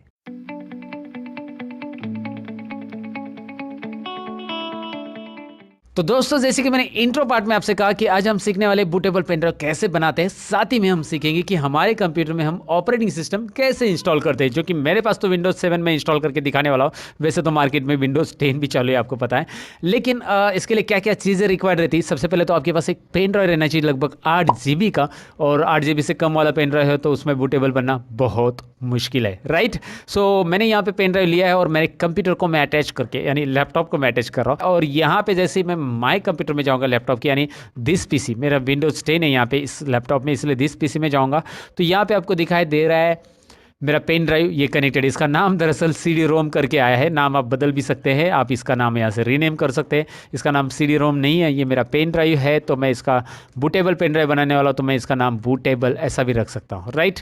आप कुछ भी नाम दे सकते हैं, तो मैंने यहाँ पे नाम दे दिया है बूटेबल।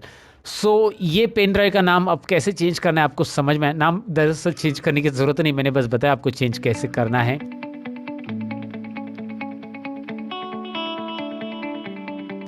अब बूटेबल बनाने के लिए अलग अलग सॉफ्टवेयर होते हैं। मेरा जो सॉफ्टवेयर है वो मैंने पावर आईएसओ इंस्टॉल किया है, जो कि आपके सामने स्टार्ट है। चलिए मैं डेस्कटॉप पे दिखाता हूँ, ऑलरेडी मैंने यहाँ पे स्टार्ट किया, लेकिन डेस्कटॉप पे यहाँ पे इस तरह से आइकॉन आ जाएगा। पावर आईएसओ सॉफ्टवेयर कैसे इंस्टॉल करना है अगर आपको नहीं पता है तो मैं बताऊं कि ये बहुत सिंपल है। तो ये देखिए गूगल पे पावर आईएसओ सर्च करने के बाद पावर आईएसओ लिंक पे क्लिक कीजिए और यहाँ पे डाउनलोड ऑप्शन आता है। डाउनलोड सेक्शन में जाकर आप पावर आईएसओ, आपके लिए जो पावर आईएसओ रिक्वायर्ड है, जैसे 32 बिट वाला रिक्वायर्ड है या 64 बिट वाला रिक्वायर्ड है, मैंने 64 बिट वाला डाउनलोड किया है। यहाँ पे क्लिक करके डाउनलोड कीजिए, रन कीजिए और नेक्स्ट नेक्स्ट करके इंस्टॉल कीजिए। बहुत ही सिंपल है इंस्टॉलेशन। सबसे पहले पावर आईएसओ डाउनलोड करके रखिए अगर आपको बूटेबल पेन ड्राइव बनाना है, और साथ ही में आपके पास रहना चाहिए एक विंडोज़ का ओएस फाइल, और ओएस फाइल यानी आईएसओ फाइल आई मीन। तो विंडोज़ का आईएसओ फाइल मेरे पास ऑलरेडी है, जो कि यहाँ पे आपको डी ड्राइव में, मैं आपको डायरेक्ट डी ड्राइव में लेके चलता हूँ। यहाँ पे आपको दिखाई दे रहा है विंडोज 7 ऑल इन वन मेरे पास प्री एक्टिवेटेड है। ये वाला फाइल आपके पास रहना चाहिए। फाइल आप टोरेंट से वगैरह डाउनलोड कर सकते हैं।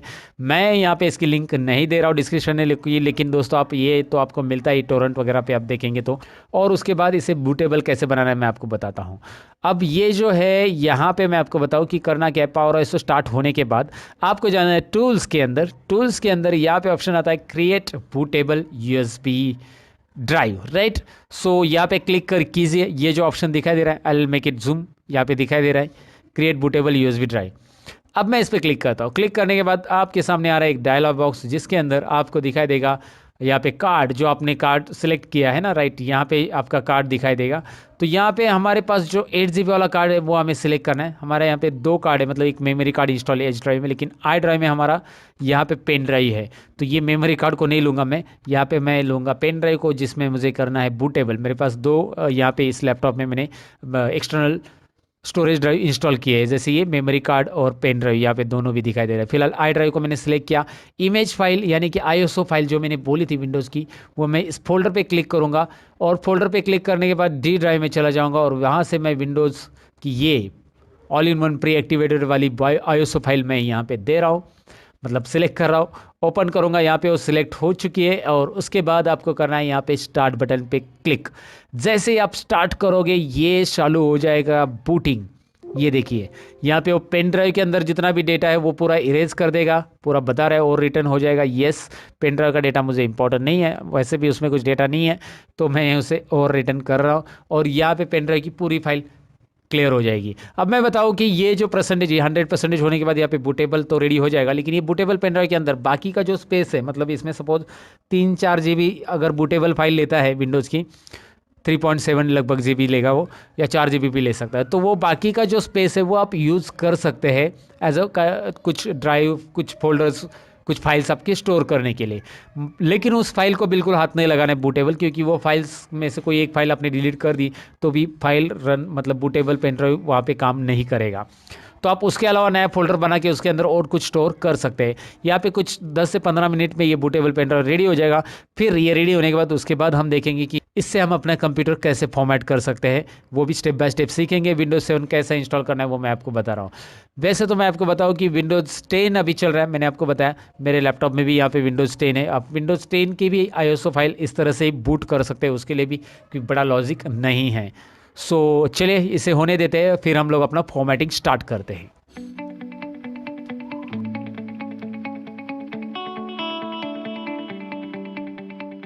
तो सबसे पहले तो जो बूटेबल पेन ड्राइव मैंने बनाया है वो मेरे कंप्यूटर को मैं अटैच करूंगा, यानी कि यहाँ पे पेन ड्राइव मैं इंसर्ट कर रहा हूँ, वो जो बूटेबल पेन ड्राइव मैंने बनाया है।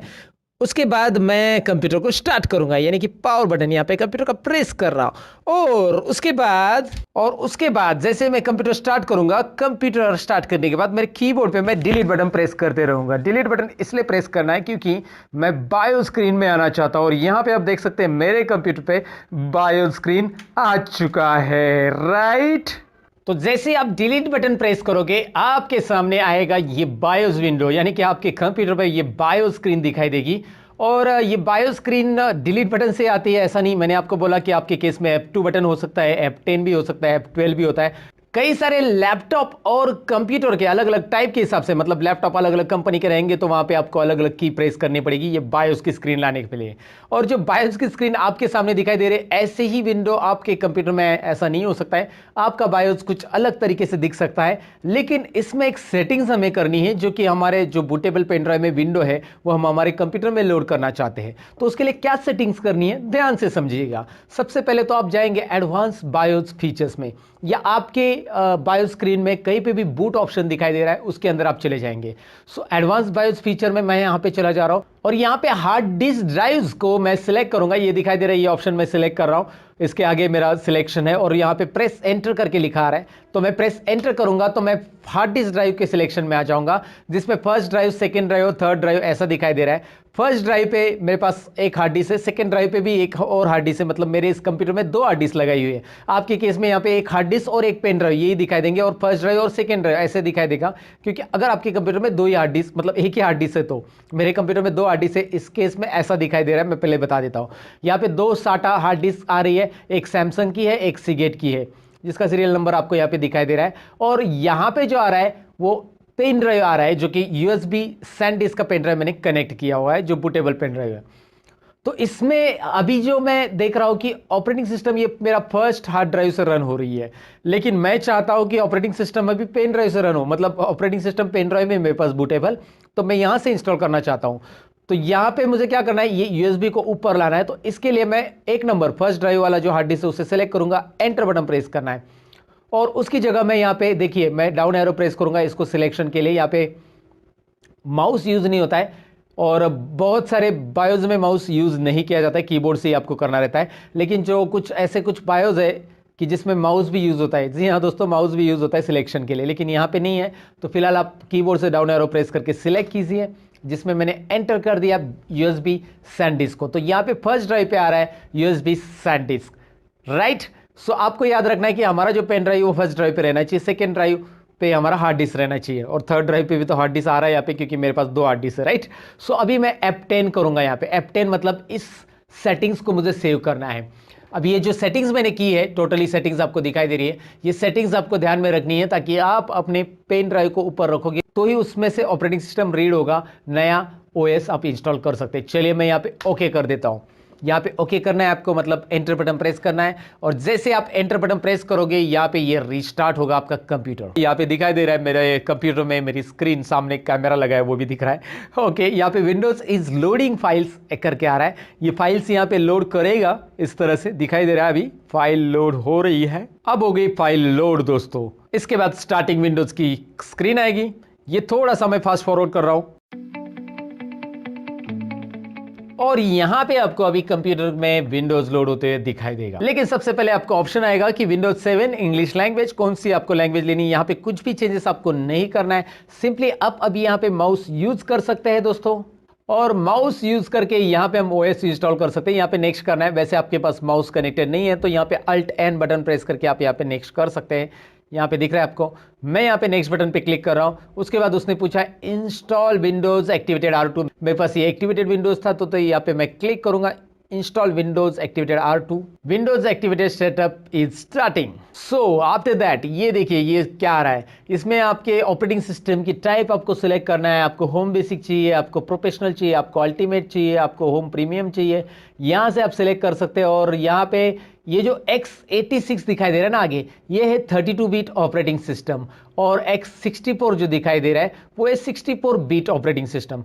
तो आप अपने कंप्यूटर में कौन सा इंस्टॉल करना चाहते हैं, that is up to you. अब मैं इसमें यहाँ पे दिखाई दे रहा है बहुत सारे ऑपरेटिंग सिस्टम है, मैं 64 अगर इंस्टॉल करना चाहता हूँ तो मैं 64 प्रोफेशनल वाला सिलेक्ट करूंगा, विंडोज 7 प्रोफेशनल 64, और 32 वाला इंस्टॉल करना चाहता हूँ तो ये प्रोफेशनल वाला x86 में इंस्टॉल करूंगा। तो मेरे केस में अभी मैं ऑलरेडी मेरे एक हार्ड ड्राइव में 32 बिट वाला है, तो मैं इस केस में यहाँ पे मैं 64 बिट का इसमें इंस्टॉल करता हूँ, क्योंकि ये मैं दूसरे हार्ड डिस्क में इंस्टॉल करना चाहता हूँ। 2 हार्ड डिस्क कनेक्टेड है इसमें, तो ये वाला मैं सिलेक्ट कर रहा हूँ। आपको जो इंस्टॉल करना है, क्योंकि जो आप सिलेक्ट करोगे, सपोज x86 32 बिट वाला सिलेक्ट करते हो तो आपके पास जो एप्लीकेशंस है वो 32 बिट वाले एप्लीकेशन उसी में चलेंगे, और अगर आप 64 बिट वाला लेते हो तो वो जो एप्लीकेशन है 64 बिट वाले में चलेंगे। तो ज़्यादातर आपके पास फोटोशॉप 7.0 है, पेजमेकर है, कोरल ड्रॉ 12 है, ऐसे सॉफ्टवेयर है जो कि मैं already real to real channel के ऊपर उसके ऊपर वीडियो बना चुका हूँ, और वो वीडियोज़ अपने नहीं देखे तो देख लो। ये एडवर्टाइज करना ज़रूरी था। रियल टू रियल चैनल है अपना एक, जिसमें फोटोशॉप, कोरल ड्रॉ, पेजमेकर के वीडियोज़ अवेलेबल है, ज़रा जाके चेक कीजिएगा। फिलहाल तो मैं आपको बताऊँ कि यहाँ पे मुझे 32 बिट नहीं चाहिए, मैं क्या करने वाला हूँ 64 करने वाला हूँ, क्योंकि मेरे पास 32 बिट वाला ऑलरेडी इंस्टॉल है। तो मैं 64 बिट वाला ले रहा हूं। यहां पे मैं नेक्स्ट बटन पे क्लिक करूंगा और उसके बाद I agree to install Windows activated. यहाँ पे उसका लाइसेंस है, मैं यहाँ पे पूरा पढ़ते नहीं बैठूंगा, या आप बाद में आराम से पढ़ लेना, पढ़ना है तो ओके। सो यहाँ पे नेक्स्ट बटन पे क्लिक करना है। उसके बाद आपको पूछा गया कि पुराने विंडोज में ही अपग्रेड करना है या कस्टम करना है। हमें यहाँ पे 2 ऑप्शन मिल रहे हैं, हम करेंगे कस्टम। याद रखिए कस्टम, ताकि हमारी हार्ड डिस्क हमें यहाँ पे दिखाई दे, और यहाँ पे टोटल हार्ड डिस्क लोड हो जाएगी। दोनों भी हार्ड डिस्क की जो पार्टीशंस है वो पूरे लोड हो जाएंगे। ऑलरेडी मैंने हार्ड डिस्क में पार्टीशंस बनाए हुए हैं, तो ये पार्टीशंस यहाँ पे आ रहे, पार्टीशन 1 2 3 4 5 ऐसे बहुत सारे, क्योंकि अलग अलग 2 हार्ड डिस्क यहाँ पे कनेक्टेड है, तो 1 2 3 4 है, फिर से 1 2 3 4 है अलग अलग। सो इसमें कौन से हार्ड डिस्क मुझे इंस्टॉल करना है मैं आपको बता ही देता हूँ। लेकिन सबसे पहले इसमें ये बताऊँ कि इसमें अगर आप नया हार्ड डिस्क लगाते हो आपके कंप्यूटर में, तो यहाँ पे पार्टीशन बिल्कुल नहीं आएगा, एक ही पार्टीशन आएगा, एक ही मतलब यहाँ पे अनपार्टीशन स्पेस आएगा, जिसमें पूरा हार्ड डिस्क का यहाँ पे स्पेस दिखाई देगा। तो यहाँ पे जो ड्राइव ऑप्शन दिया है उसमें क्लिक करके आप यहाँ पे ऑप्शंस ले सकते हैं पार्टीशंस बनाने के लिए। जैसे यहाँ पे क्लिक करके आप न्यू पार्टीशंस इसका बना सकते हैं, लेकिन ये ऑलरेडी पार्टीशन बनाया हुआ है, तो आपको इस पार्टीशन को डिलीट करना होगा। बनाया हुआ तो डिलीट करके फिर आपको यहाँ पे दिखाई देगा अनपार्टीशनर स्पेस, और न्यू करके आप पार्टीशन बना सकते हैं। या फॉर्मेट करना है इस ड्राइव को, सपोज कौन से ड्राइव में मुझे विंडोज इंस्टॉल करना है। अब मेरा ये डिसाइड है कि मैं ये वाले ड्राइव में इंस्टॉल करूँ। कहाँ पे है वो 60 GB वाला, ऊपर ये रहा, ये वाला जो पार्टीशन 2 है। इस पार्टीशन में मैं OS इंस्टॉल करने वाला हूँ, जो मेरे दूसरे हार्ड डिस्क का है। ये है 60 GB लगभग, और 25 GB इसमें ऑलरेडी फ्री स्पेस है, और बाकी का डेटा है। तो मैं ये पुराना जो OS है, इसके अंदर भी OS है पुराना, तो उस OS को मुझे फॉर्मेट करना है, उसके अंदर पुराना डेटा है वो हटाना है, तो मैं फॉर्मेट करूँगा। देखिए यहाँ पे एक लोगों में गलत फहमी रहती है कि OS इंस्टॉल करते समय फॉर्मेट करना कंपलसरी होता है, लोग कहते हैं, लेकिन नहीं, OS इंस्टॉल करते समय आपको फॉर्मेट करना कंपलसरी नहीं रहता है, बस स्पेस रहना चाहिए। अब इसके अंदर 59 GB में 25 GB स्पेस है लगभग, तो 25 GB में मैं मेरा OS डायरेक्ट नेक्स्ट करूंगा तो इंस्टॉल हो जाएगा, और पुरानी फाइल्स वैसे रहेगी, और वो फाइल windows.old नाम से वैसे रहेगी। याद रखिए आप अपनी पुरानी फाइल भी विंडोज के अंदर रख सकते हैं, और वो बिना फॉर्मेट किए भी रहेगी। मतलब जैसे कि आपका सी ड्राइव पहले वाला करेक्ट है, पहला OS करेक्ट है, लेकिन उसके डेस्कटॉप पे, उसके माई डॉक्यूमेंट में, या उसके सी ड्राइव में कुछ आपकी फाइल्स है जो कि आपने डी और ई ड्राइव में नहीं रखी है, जो स्टोरेज ड्राइव रहता है डी और ई ड्राइव, क्योंकि फॉर्मेट के टाइम पे तो डी और ई ड्राइव को तो हाथ ही नहीं लगाना है हमें, बस सी ड्राइव को हमें क्या करना है, वहाँ पे ऑपरेटिंग सिस्टम इंस्टॉल करनी रहती है। तो आपके पास ऑप्शन रहता है कि सी ड्राइव में पुरानी फाइल रख के आप OS को लोड करें। तो यहाँ पे पुरानी फाइल रख दूंगा मैं, फॉर्मेट नहीं करूंगा, और नेक्स्ट करूंगा तो यहाँ पे ये जो बाकी की है 25 GB तो ये खाली है, और बाकी की जो फाइल है वैसे ही रहेगी, बस उसका नाम आएगा windows.old करके। क्या नाम आएगा? windows.old। जब आप कंप्यूटर स्टार्ट करोगे तो सी ड्राइव में आपको windows.old नाम का एक फोल्डर मिलेगा जिसमें आपकी पुरानी फाइल सब रहेगी। तो आपको फॉर्मेट करना कंपलसरी नहीं, बस फ्री स्पेस रहना चाहिए। अगर आपके पास फ्री स्पेस नहीं है तो आपको फॉर्मेट किसी ऑप्शन नहीं है, क्योंकि आपके पास फ्री स्पेस नहीं है तो हम ये वाला ओएस जो अभी इंस्टॉल कर रहे हैं वो इंस्टॉल नहीं कर सकते हैं। अच्छा, कितना स्पेस रहना चाहिए? लगभग 10 से 12 GB तो रहना चाहिए, मतलब मेरे हिसाब से तो रहना चाहिए एटलीस्ट। लेकिन उससे क्या होगा मैं बताता हूँ। 10 से 12 GB इनफ नहीं है वैसे, क्योंकि ओएस उसमें लोड होगा तो वैसे ही वो फुल हो जाएगा। फिर आपको जाकर अंदर windows.old की फाइल कॉपी करके डिलीट करनी पड़ेगी, या फिर अलग जगह पे बैकअप लेके उसको डिलीट करना पड़ेगा। लेकिन वो डिपेंड करता है आपको कि अगर बैकअप लेना है तो आप इसे फॉर्मेट ना करें, लेकिन मुझे बैकअप नहीं लेना है तो मैं इसे फॉर्मेट कर सकता हूँ। तो ये फॉर्मेट वर्ड या फॉर्मेट बटन पे क्लिक करने के पहले अच्छे से सोच लो। तो यहाँ पे क्या मैसेज आ रहा है? The partition might contain recovery files बता रहा है। सिस्टम फाइल हो सकती है, रिकवरी फाइल आपकी कोई फाइल रह सकती है, वो सारी की सारी आप लूज करने वाले अगर आप फॉर्मेट करते हो तो। और अगर आप रखते हो तो वहाँ पे नेक्स्ट करो, ये फाइल रहेगी। क्लियर है आपको? कोई भी पार्टीशंस। और अगर आपने नई हार्ड डिस्क ली तो आप बस बिंदास न्यू पे क्लिक करके नया नया पार्टीशन डाल सकते, कितने साइज का चाहिए और नेक्स्ट। वो कभी मैं आपको बाद में बताऊंगा। फिलहाल आपको ये बता रहा हूँ कि मैं यहाँ पे कोई ड्राइव डिलीट नहीं कर रहा हूँ, यहाँ पे बस मैं इसको फॉर्मेट कर रहा हूँ क्योंकि इसका मैं पुराना डेटा मुझे नहीं चाहिए। यहाँ पे एक बात ध्यान से समझ लो कि वही ड्राइव सिलेक्ट करो जिसको आपको फॉर्मेट मारना है, नहीं तो गलती से आपका जो ई ड्राइव और डी ड्राइव रहता है, अलग अलग ड्राइव हम बनाते हैं एक्स्ट्रा जिसमें स्टोरेज है, वो ड्राइव अगर आपने डिलीट किया तो भैया गए आपका डेटा, तो आपको फिर से मिलने वाला नहीं। फिर से आपको रिकवरी का वो अलग अलग टूल्स रन करना पड़ेगा, वो सब मगजमारी करनी पड़ेगी, आसान भाषा में बोलूँ तो। ओके, सो अगर यहाँ पे देखे इसे सिलेक्ट करके मैं फॉर्मेट कर रहा हूँ, ओके कर रहा हूँ, 59 GB वाला जो डेटा है वो होगा फॉर्मेट। अभी फ्री 59 ही रहेगा, ये थोड़ा बहुत डिफरेंस दिखाएगा। यहाँ पे अभी कुछ भी डेटा नहीं है इसके अंदर और इसमें ओएस लोड होगा। नेक्स्ट करना है। नेक्स्ट करने के बाद ये प्रोसेस चलेगी। इस प्रोसेस में आपकी विंडोज की सभी फाइलें इंस्टॉल होगी और जैसे ये कंप्लीट हो जाएगा आपको पेन ड्राइव निकाल लेना है। जी हाँ, मैं क्या बता रहा हूं ध्यान से सुनिए। इस प्रोसेस को कंप्लीट होने के बाद आपको अपना पेन ड्राइव निकाल लेना है, क्योंकि फिर से पेन ड्राइव से हमें ओएस बूट नहीं करनी है। अभी हमारा ओएस ऑलरेडी इंस्टॉल है तो वो स्टार्ट हो जाएगा डायरेक्ट। आप पेन ड्राइव निकाल लोगे तो हमारे हार्ड डिस्क के अंदर ओएस जिस ड्राइव में लोड हो गया उस ड्राइव से ही ये डायरेक्टली ऑपरेटिंग सिस्टम ओएस यानी ऑपरेटिंग सिस्टम लोड हो जाएगा दोस्तों। तो आपको पेन ड्राइव की ज़रूरत नहीं है। ये प्रोसेस कंप्लीट होने के बाद कंप्यूटर रिस्टार्ट होता है, रिस्टार्ट होते ही आपको पेन ड्राइव निकाल लेना है, राइट। सो इसे थोड़ा सा फास्ट फॉरवर्ड में अभी कर देता हूं। और ये हो रहा है बाकी के फीचर्स इंस्टॉल, और उसके बाद अपडेट्स इंस्टॉलिंग, और इसके बाद आएगा कंप्यूटर रिस्टार्ट करने के लिए, राइट। सो अगर आपने यहाँ पे रिस्टार्ट नाउ पे क्लिक किया तो भी चलेगा, वो ऑटोमेटिक वैसे भी कुछ सेकंड के बाद रिस्टार्ट होने वाला है। उसके पहले मुझे अभी करना है पेन ड्राइव रिमूव।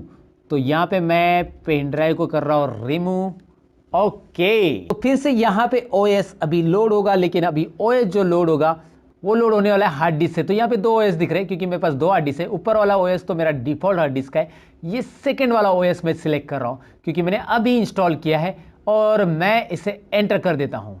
सो लिख के आ रहा है setup is updating registry settings. तो यहाँ पे विंडोज कुछ कर रहा है सेटिंग्स, तो करने दो भैया इसे सेटिंग्स, आप बस देखते रहना है। यहाँ पे आएगा कंप्लीटिंग इंस्टॉलेशन, और ये भी इंस्टॉलेशन हम कंप्लीट होने देंगे। तो जैसे मेरा ओएस लोड हो जाएगा और कंप्यूटर रिस्टार्ट हो जाएगा तो वहां पे आपको पूछा जाएगा कि आप आपकी कंप्यूटर का नाम क्या रखना चाहते हैं। तो चलिए इस केस में मैं इस कंप्यूटर का नाम रख रहा हूं यहाँ पे सतीश। चलिए मैं इस कंप्यूटर का नाम रख रहा हूँ सतीश, और यहाँ पे मैं इसे नेक्स्ट करूँगा। जैसे मैं नेक्स्ट करूँगा वो मुझे पूछेगा पासवर्ड, तो मैं यहाँ पे पासवर्ड एंटर कर दूंगा, कुछ भी पासवर्ड, और उसका हिंट आप एंटर कर सकते हैं और नेक्स्ट कीजिएगा। पासवर्ड याद रखिएगा लेकिन ना, जो आप लॉगिन के लिए यूज़ कर सकते हो उस पासवर्ड को। और यहाँ पे आस्क मी लेटर ये बटन पे आपको क्लिक करना है, और फिर यहाँ पे आपको टाइम जोन जो सिलेक्ट करना है वो है +5:30। तो नीचे आ जाइए +5:30, ये रहा चेन्नई कोलकाता। ओके, सो चेन्नई कोलकाता मुंबई दिल्ली ये मैंने सिलेक्ट किया है, और नेक्स्ट बटन पे क्लिक करना है।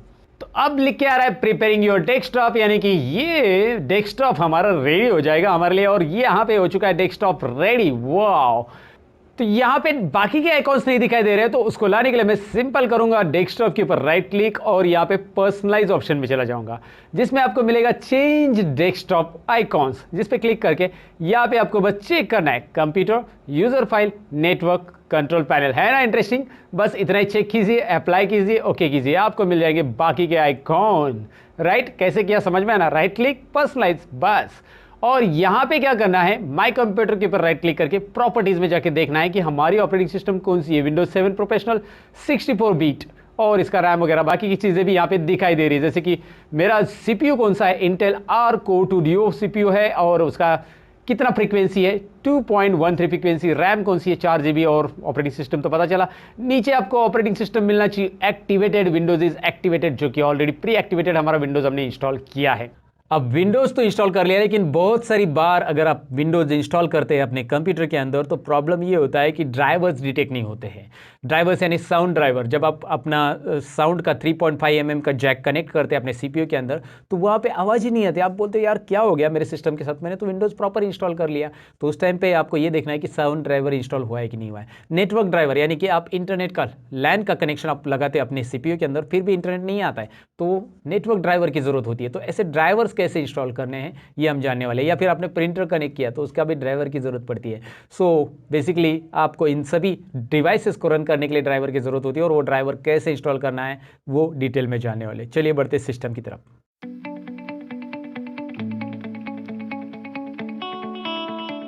यहाँ पे ये जो नेटवर्क ड्राइवर और साउंड ड्राइवर ये क्रॉस दिख रहा है, मतलब यहाँ पे नेटवर्क का ड्राइवर, मतलब नेटवर्क की केबल यहाँ पे मैंने कनेक्ट की है, मेरे कंप्यूटर को ऑलरेडी कनेक्टेड है, फिर भी ये नहीं आ रहा है क्योंकि नेटवर्क का ड्राइवर इंस्टॉल नहीं। चलिए यहाँ पे क्लिक करके open network and sharing centre में जाते हैं, चेंज अडेप्टर सेटिंग में जाते हैं। यहाँ पे देखिए कुछ भी नहीं मिल रहा है दिखने को आपको।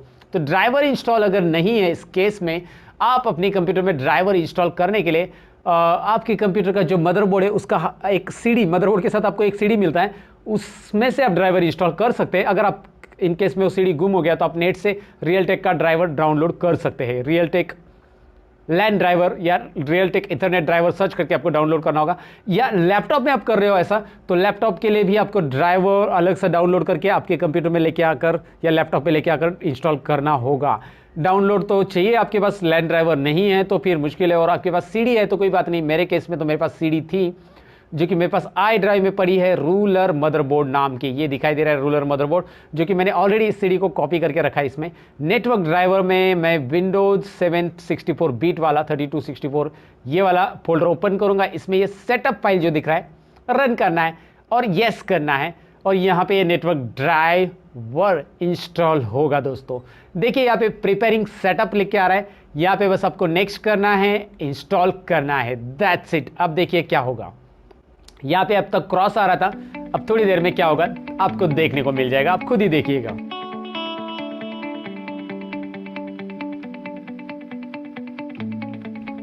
तो यहाँ पे अभी आपको दिख रहा है ये हो गया इंस्टॉल, और मैंने ये फास्ट फॉरवर्ड किया, और यहाँ पे फिनिश बटन पे मैं क्लिक करूंगा। यहाँ पे दिखाई दे रहा है नेटवर्क ड्राइवर आ चुका है। मैं इसे होम नेटवर्क, पब्लिक नेटवर्क, जो नेटवर्क रखना चाहता हूँ यहाँ पे फिलहाल मैं पब्लिक नेटवर्क क्लोज कर देता हूँ। ये मेरा नेटवर्क ड्राइवर इंस्टॉल हो गया। वैसे मुझे साउंड ड्राइवर अगर इसमें इंस्टॉल करना है, और मैं यहाँ पे साउंड ड्राइवर में चले जाऊंगा, और यहाँ पे विंडोज 7 64 बीट वाला जो साउंड ड्राइवर है वो भी मैं यहाँ पे इंस्टॉल कर देता हूँ। तो इस तरह से आपको ड्राइवर इंस्टॉल करने रहेंगे, और ड्राइवर आपको नहीं मिल रहे तो ड्राइवर पैक सॉल्यूशन की ड्राइवर पैक सॉल्यूशन से आप ड्राइवर्स कैसे इंस्टॉल कर सकते हैं अगर आपके पास लैन ड्राइवर और साउंड ड्राइवर आपके कंप्यूटर में या लैपटॉप में सुटेबल नहीं हो रहे तो।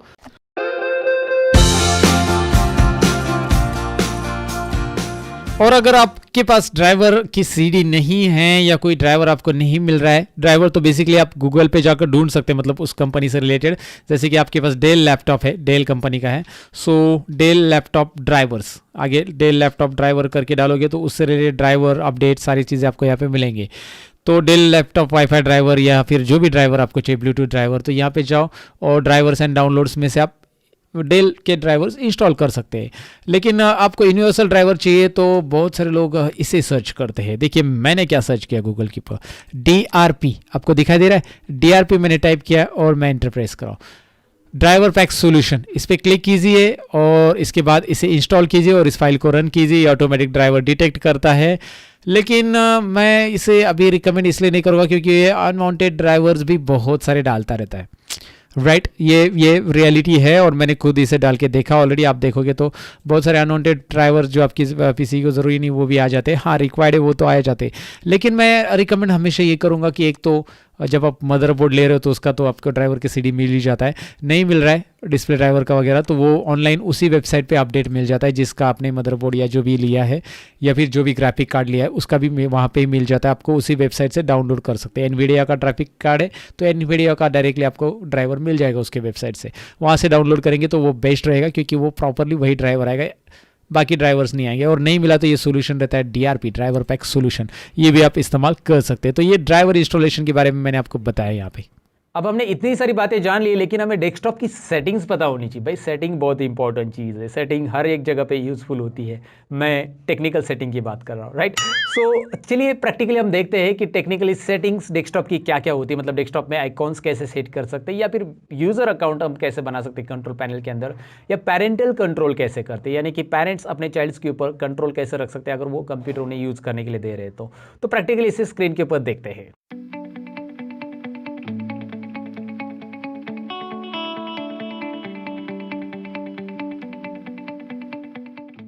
सो दोस्तों अब बारी है डेस्कटॉप की कुछ इंपॉर्टेंट सेटिंग्स जानने की, और कंट्रोल पैनल की भी कुछ सेटिंग्स हम जानने वाले हैं। सबसे पहले मैं आपको हमेशा रिकमेंड करूंगा कि डेस्कटॉप के ऊपर ज़्यादा फाइल ना रखें। जैसे मैंने यहाँ पे 4 कॉलम में फाइल रखी है, आपको दिखाई दे रही है। ज़्यादा फाइल्स आपको रखनी है तो आप ड्राइव उसके लिए बनाएं। जैसे आप अपने दिस पीसी में जाओगे तो वहाँ पे ढेर सारे आपके ड्राइव रहते हैं, इनमें स्टोर करो, D और E ड्राइव में स्टोर करो। क्योंकि डेस्कटॉप पे आप ज़्यादा फाइल रखते हो तो उसका ड्रॉबैक ये होता है, पहली चीज़ तो जब भी आप कंप्यूटर फॉर्मेट करने जाओगे तो C ड्राइव के अंदर की फाइल को आपको इरेज करना पड़ता है, मतलब पूरा क्लीन करना है। तो ज़रूरी नहीं, मैंने आपको फॉर्मेट के टाइम पे वो बताया कि C ड्राइव की फाइल भी आप रख सकते हैं, लेकिन आपकी इंपॉर्टेंट फाइल है जो आपको क्विकली एक्सेस करनी है तो आप हार्ड डिस्क दूसरी जगह पे भी लगा के क्विकली एक्सेस कर सकते हैं इजीली। तो इसलिए लोकल डिस्क ड्राइव में उसे हमेशा रखो।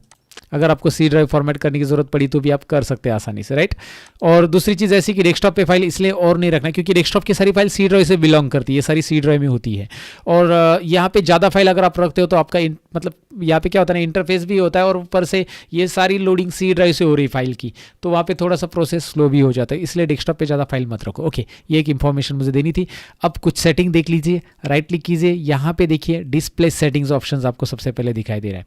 डिस्प्ले सेटिंग्स इसमें सिंपल है। डिस्प्ले सेटिंग्स में हमेशा मैं रिकमेंड करूंगा कि आपको 1080 प्रोपोर्शनल में, मतलब 16:9 प्रोपोर्शनल का जो रिजोल्यूशन रहता है ना उसमें रखो। हाँ, आपका मॉनिटर अगर वो सपोर्ट कर रहा है तो कहीं कहीं पे मॉनिटर थोड़ा सा अलग रहता है, इसलिए वो 1080 में सपोर्ट नहीं करते पुराने मॉनिटर में, लेकिन लेटेस्ट मॉनिटर में 1080 ही सपोर्ट करता है। जैसे कि ये रिजोल्यूशन मेरा वही है 1366768, मतलब 1080 के क्या है ना सीक्वेंस में है, 16:9 के सीक्वेंस में है। 16:9 में ये भी रहता है, याद रखिए 16:9 रिजोल्यूशन ये भी रहता है, और 1920 ये भी 16:9 में। लेकिन ये मॉनिटर सैमसंग का मेरा ये पुराना मॉनिटर है तो इसमें इतना ही सपोर्ट हो रहा है फिलहाल के लिए। तो आप देख सकते हैं इसमें 1366/768 ये रिजोल्यूशन मैंने रखा है। ओके, 100% यहाँ पे रिकमेंड मैं करूँगा। ये सेटिंग्स आपको राइट क्लिक करके मिलेगी, राइट क्लिक डिस्प्ले सेटिंग्स। ये सेटिंग्स आपको इसलिए रखनी रहती है जब आप स्क्रीन रिकॉर्डिंग कर रहे हो तो वो 16:9 में रिकॉर्डिंग आ जाता है। ओके, बेसिकली मैं रिकॉर्डिंग करता हूँ तो मेरा फुल स्क्रीन आपको दिखाई दे रहा है 16:9 रिजोल्यूशन में। दूसरा है कि पर्सनलाइज सेटिंग्स, इसमें कुछ बेसिक सेटिंग्स रहती है जो शायद आपको पता रहेगी, पता है तो आगे मतलब फॉरवर्ड कीजिए वीडियो को फटाफट। जैसे कि यहाँ पे आपको बताया कि आप बैकग्राउंड बदल सकते हैं, राइट। यहाँ से आप बैकग्राउंड जो चाहिए वो यहाँ पे रख सकते हैं। डेस्कटॉप का बैकग्राउंड आपको बदलना है, या फिर ब्राउज करके आप अपना खुद का पिक्चर यहाँ पे रख सकते हैं। कोई भी फोटो आपके पास है वो आप रख सकते हैं। ब्राउज कीजिए, फोटो सिलेक्ट कीजिए, दैट्स इट, वो डेस्कटॉप के बैकग्राउंड में आएगा। बेसिक चीज़ है, right. I don't want to explain it, right, वो आपको पता होनी चाहिए। यहाँ पे कलर्स भी बदल सकते हैं, जैसे ये थीम का कलर है तो आप डार्क लाइट रखना चाहते हैं, ये ऑप्शंस पे क्लिक करके बस क्या बोलते हैं ना, इससे चेक कीजिए किस तरह से ये ऑप्शंस मिल रहे हैं। यहाँ पे आपको रिजल्ट मिलते जाएगा, प्रीव्यू दिखाई देगा। कलर्स आप चेक कर सकते हैं, चेंज कर सकते हैं। लॉक स्क्रीन कैसे डिस्प्ले होनी चाहिए, जैसे लॉक होता है, जैसे विंडोज स्टार्ट करते मतलब आपने पासवर्ड दिया रहेगा तो विंडोज चालू करती है लॉक स्क्रीन आती है, तो वो कैसे दिखनी चाहिए इस तरह से। या फिर इसके लिए यहाँ पे है देखिए पिक्चर ऑप्शन के साथ चाहिए तो ऐसा पिक्चर आएगा, जो आपका बैकग्राउंड का पिक्चर है वही दिखाई देगा। या फिर पिक्चर बदल सकते हैं आप, खुद का भी लॉक स्क्रीन पे पिक्चर रख सकते हैं, और स्लाइड शो भी यहाँ पे रख सकते हैं। तो ये सारे ऑप्शन है ना, क्लिक करके आपको देखने की ज़रूरत है। स्क्रीन टाइम आउट क्या रहेगा, स्क्रीन सेवर सेटिंग्स कैसी होती है। स्क्रीन सेवर मतलब जब आप स्क्रीन पे काम नहीं कर रहे तो स्क्रीन सेवर घूमते रहेगा सामने, तो उसके लिए भी यहाँ पे स्क्रीन सेवर आता है, राइट। स्क्रीन सेवर में जाओ, ये पुराने कंप्यूटर में भी रहा करता था। जैसे आप चाहते बबल्स, तो ये देखिए बबल्स, ये प्रीव्यू करके मैं आपको दिखाना चाहूँगा प्रीव्यू। लेकिन आपने माउस अगर हिलाया तो शायद ये रिकॉर्डिंग में आता होगा, माउस अगर हिलाया तो वो चला जाएगा, राइट। अगर रिकॉर्डिंग में डिस्प्ले नहीं हो रहा है तो यहाँ पे आप देख सकते हैं ये बबल्स कैसे आ रहे हैं, या फिर अलग अलग स्क्रीन सेवर है, उसका टाइम आउट रख सकते हैं। और स्क्रीन सेवर के लिए ये भी रख सकते हैं, मतलब जैसे स्क्रीन सेवर आए तो ये जैसे स्क्रीन सेवर पे किसी ने इंटर बटन प्रेस किया स्क्रीन सेवर हटाने के लिए, तो उसको डायरेक्टली पासवर्ड पूछा जाए। तो ये होता है अपना कंप्यूटर सिक्योर रखना। जैसे आपके कलीग वगैरह क्या होता है, कोई भी एक्सेस कर लेगा कंप्यूटर बार बार आके, लेकिन आप लंच टाइम ले रहे हो ऑफिस में, तो उस टाइम पे ये ऑप्शन ऑन करके रखो, स्क्रीन सेवर ऑटोमेटिक आएगा, कंप्यूटर में लॉक हो जाएगा ऑटोमेटिक 1 मिनट के बाद। टाइमिंग भी आप यहाँ पे रख सकते हैं। तो ये स्क्रीन सेवर की एक बेसिक सेटिंग है जो सारे किसी को पता होना चाहिए। ट्रायल करके देखो, अप्लाई करके देख लो तुरंत। यहाँ पे 1 मिनट रखो, यहाँ पे स्क्रीन सेवर सेलेक्ट करो जो चाहिए वो। आप खुद का टेक्स्ट चाहते हैं तो यहाँ पे 3D टेक्स्ट में जाओ और यहाँ पे सेटिंग्स में जाओ, अपना खुद का टेक्स्ट भी आप यहाँ पे टाइप कर सकते हैं। एक बेसिक चीज़ है, ज़रा टाइप करके देखिए। ये भी देखिए विंडोज़ 10 आ रहा है, जैसे मैं यहाँ पे टाइप करना चाहता हूँ मेरा खुद का टेक्स्ट, जैसे कंप्लीट टेक्नोलॉजी या learnmopro.com, जो कि हमारी वेबसाइट है। आपको पता ही रहेगा इस वेबसाइट के बारे में, नहीं तो डिस्क्रिप्शन में मैंने लिंक दी है, चेक कीजिएगा, इंटरेस्टिंग कोर्सेज वहाँ पे चल रहे हैं। Okay, learnmopro.com। इस तरह का टेक्स्ट अगर शायद स्क्रीन रिकॉर्डिंग में दिख रहा होगा, लेकिन यहाँ पे दिख रहा है आपको। ओके, सो बेसिकली आपको ये पता चला कि भाई इसमें यहाँ पे टाइम सेट कर सकते हैं, यहाँ पे सेटिंग है, यहाँ पे प्रीव्यू है, सारी चीज़ें देख सकते हैं। और अप्लाई करेंगे तो अप्लाई हो जाएगा। मैं नहीं कर रहा हूँ, लेकिन स्क्रीन सेवर की ज़रूरत है आपको। तो ये सारी चीज़ें यहाँ पे दी है, बाकी भी चीज़ें आप चेक कर लेना। ये बेसिक सेटिंग्स है जो आपको जाननी ज़रूरी है। जैसे मैंने बैकग्राउंड बदला तो यहाँ पे बदल गया। अब यहाँ पे और कुछ चीज़ें जैसे कि कंट्रोल पैनल सेटिंग, तो मैं यहाँ पे कंट्रोल टाइप कर रहा हूँ रन में। देखिए मैंने टाइप किया है स्टार्ट रन कंट्रोल। अब हम कंट्रोल करेंगे, इस कंट्रोल के जरिए हम हमारे कंप्यूटर को कंट्रोल कर सकते हैं। अब इसमें ढेर सारी सेटिंग्स है जो कि एक वीडियो में मैं नहीं बता पाऊंगा, लेकिन मतलब अभी इस वीडियो के लिए मैंने हार्डवेयर के लिए स्पेशली रखा है। तो हार्डवेयर की जो इंपॉर्टेंट सेटिंग्स है उससे रिलेटेड मैं अभी बता रहा हूँ। लेकिन अगर आपका रिकमेंडेशन है, आप कमेंट मुझे ज़रूर लिखिए कि सर हम बिट लॉकर के बारे में या बाकी सारी चीज़ों के बारे में डिटेल में जानना चाहते हैं, तो मैं हर एक के ऊपर वीडियो बनाऊँगा, राइट। मुझे कुछ प्रॉब्लम नहीं है, इसके रिलेटेड मैं वीडियो बनाऊंगा ज़रूर। फिलहाल आप यहाँ पे देख सकते हैं, मैं आपको जो बताने वाला वो है प्रोग्राम एंड फीचर्स। ये ऑप्शन दोबारा दिखाता हूँ, मैं फोकस करके बताता हूँ कि आपके पास ये ऐसा व्यू नहीं आया ना, तो ऊपर यहाँ पे राइट कॉर्नर में ज़रा ध्यान दीजिए। ये देखिए large icons, right, large icons यहाँ पे दिखाई दे रहा है। ये लार्ज आइकॉन्स मैंने रखा है। अगर आपके यहाँ पे कैटेगरी सिलेक्टेड है तो आपका कुछ ऐसा व्यू आएगा। ये देखिए, तो यहाँ पे क्लिक कीजिए और लार्ज आइकॉन्स, ये देखिए लार्ज आइकॉन, स्मॉल आइकॉन भी रख सकते हैं आप। यहाँ पे आना है, प्रोग्राम्स एंड फीचर्स पे क्लिक करना है। ये क्या बताता है, क्लिक करो। ये बता रहा है कि आपके कंप्यूटर में कौन कौन से सॉफ्टवेयर इंस्टॉल है। इतने सारे सॉफ्टवेयर इंस्टॉल है, जो अनइंस्टॉल करना है उसे सिलेक्ट कीजिए। मुझे जो अनइंस्टॉल करना है, मुझे जैम सर्वर अनइंस्टॉल करना है। यहाँ पे मैं क्लिक करके अनइंस्टॉल करूँगा, राइट। इस पर क्लिक करके आप अनइंस्टॉल, ये जैम सर्वर PHP वगैरह के लिए होता है, कोडिंग के लिए। ओके, तो ठीक है, ये आपको डेफिनेटली यहाँ पे समझ में आएगा कि अनइंस्टॉल करना बहुत ईजी। और इंस्टॉल करना कैसे, मैंने आपको ड्राइवर जैसे इंस्टॉल करना बताया वैसे इंस्टॉल करना होता है। इंस्टॉल करना कोई डिफिकल्ट नहीं है, बहुत ईजी होता है दोस्तों। डबल क्लिक करके इंस्टॉल करो कोई भी सॉफ्टवेयर, दैट्स इट। और आजकल बस इजी मेथड है सब सॉफ्टवेयर के। MSI फाइल आती है। MSI फाइल क्या होती है, इसके ऊपर मैंने ऑलरेडी कंप्लीट टेक्नोलॉजी चैनल पर वीडियो बनाया है दोस्तों, देख लेना। और यहाँ पे ये है प्रोग्राम एंड फीचर्स के बाद आपको मैं और चीज़ दिखाना चाहूँगा। ये है यूज़र अकाउंट। जो इंपॉर्टेंट सेटिंग्स है वो हम देख रहे हैं अभी फिलहाल। यूज़र अकाउंट जो आपको पता होना चाहिए, जो कि आपके कंप्यूटर में आपका यूज़र अभी लॉगिन है। जैसे मेरा यूज़र लॉगिन है, लर्न मोड दिखाई दे रहा है, मेरा फोटो भी आ रहा है, क्या बात है। ओके, सो यहाँ पे मैं करना चाहता हूँ suppose change your account, account type change करना है, अकाउंट नेम चेंज करना है, या फिर मैनेज अनदर अकाउंट करना है। जो भी चेंजेस करने मैं यहाँ पे क्लिक करूँगा। मुझे फोटो बदलना है, सारी चीज़ें यहाँ पे अवेलेबल रहती है। मुझे पासवर्ड बदलना है, सारी चीज़ें इस सेटिंग में जाकर आप यहाँ पे कर सकते हैं। मैं फिलहाल एक और अकाउंट बना के दिखाना चाहूँगा आपको, क्योंकि यहाँ पे तो ये नाम बदलना वगैरह यहाँ पे सामने क्लिक किया तो मिल जाएगा आपको।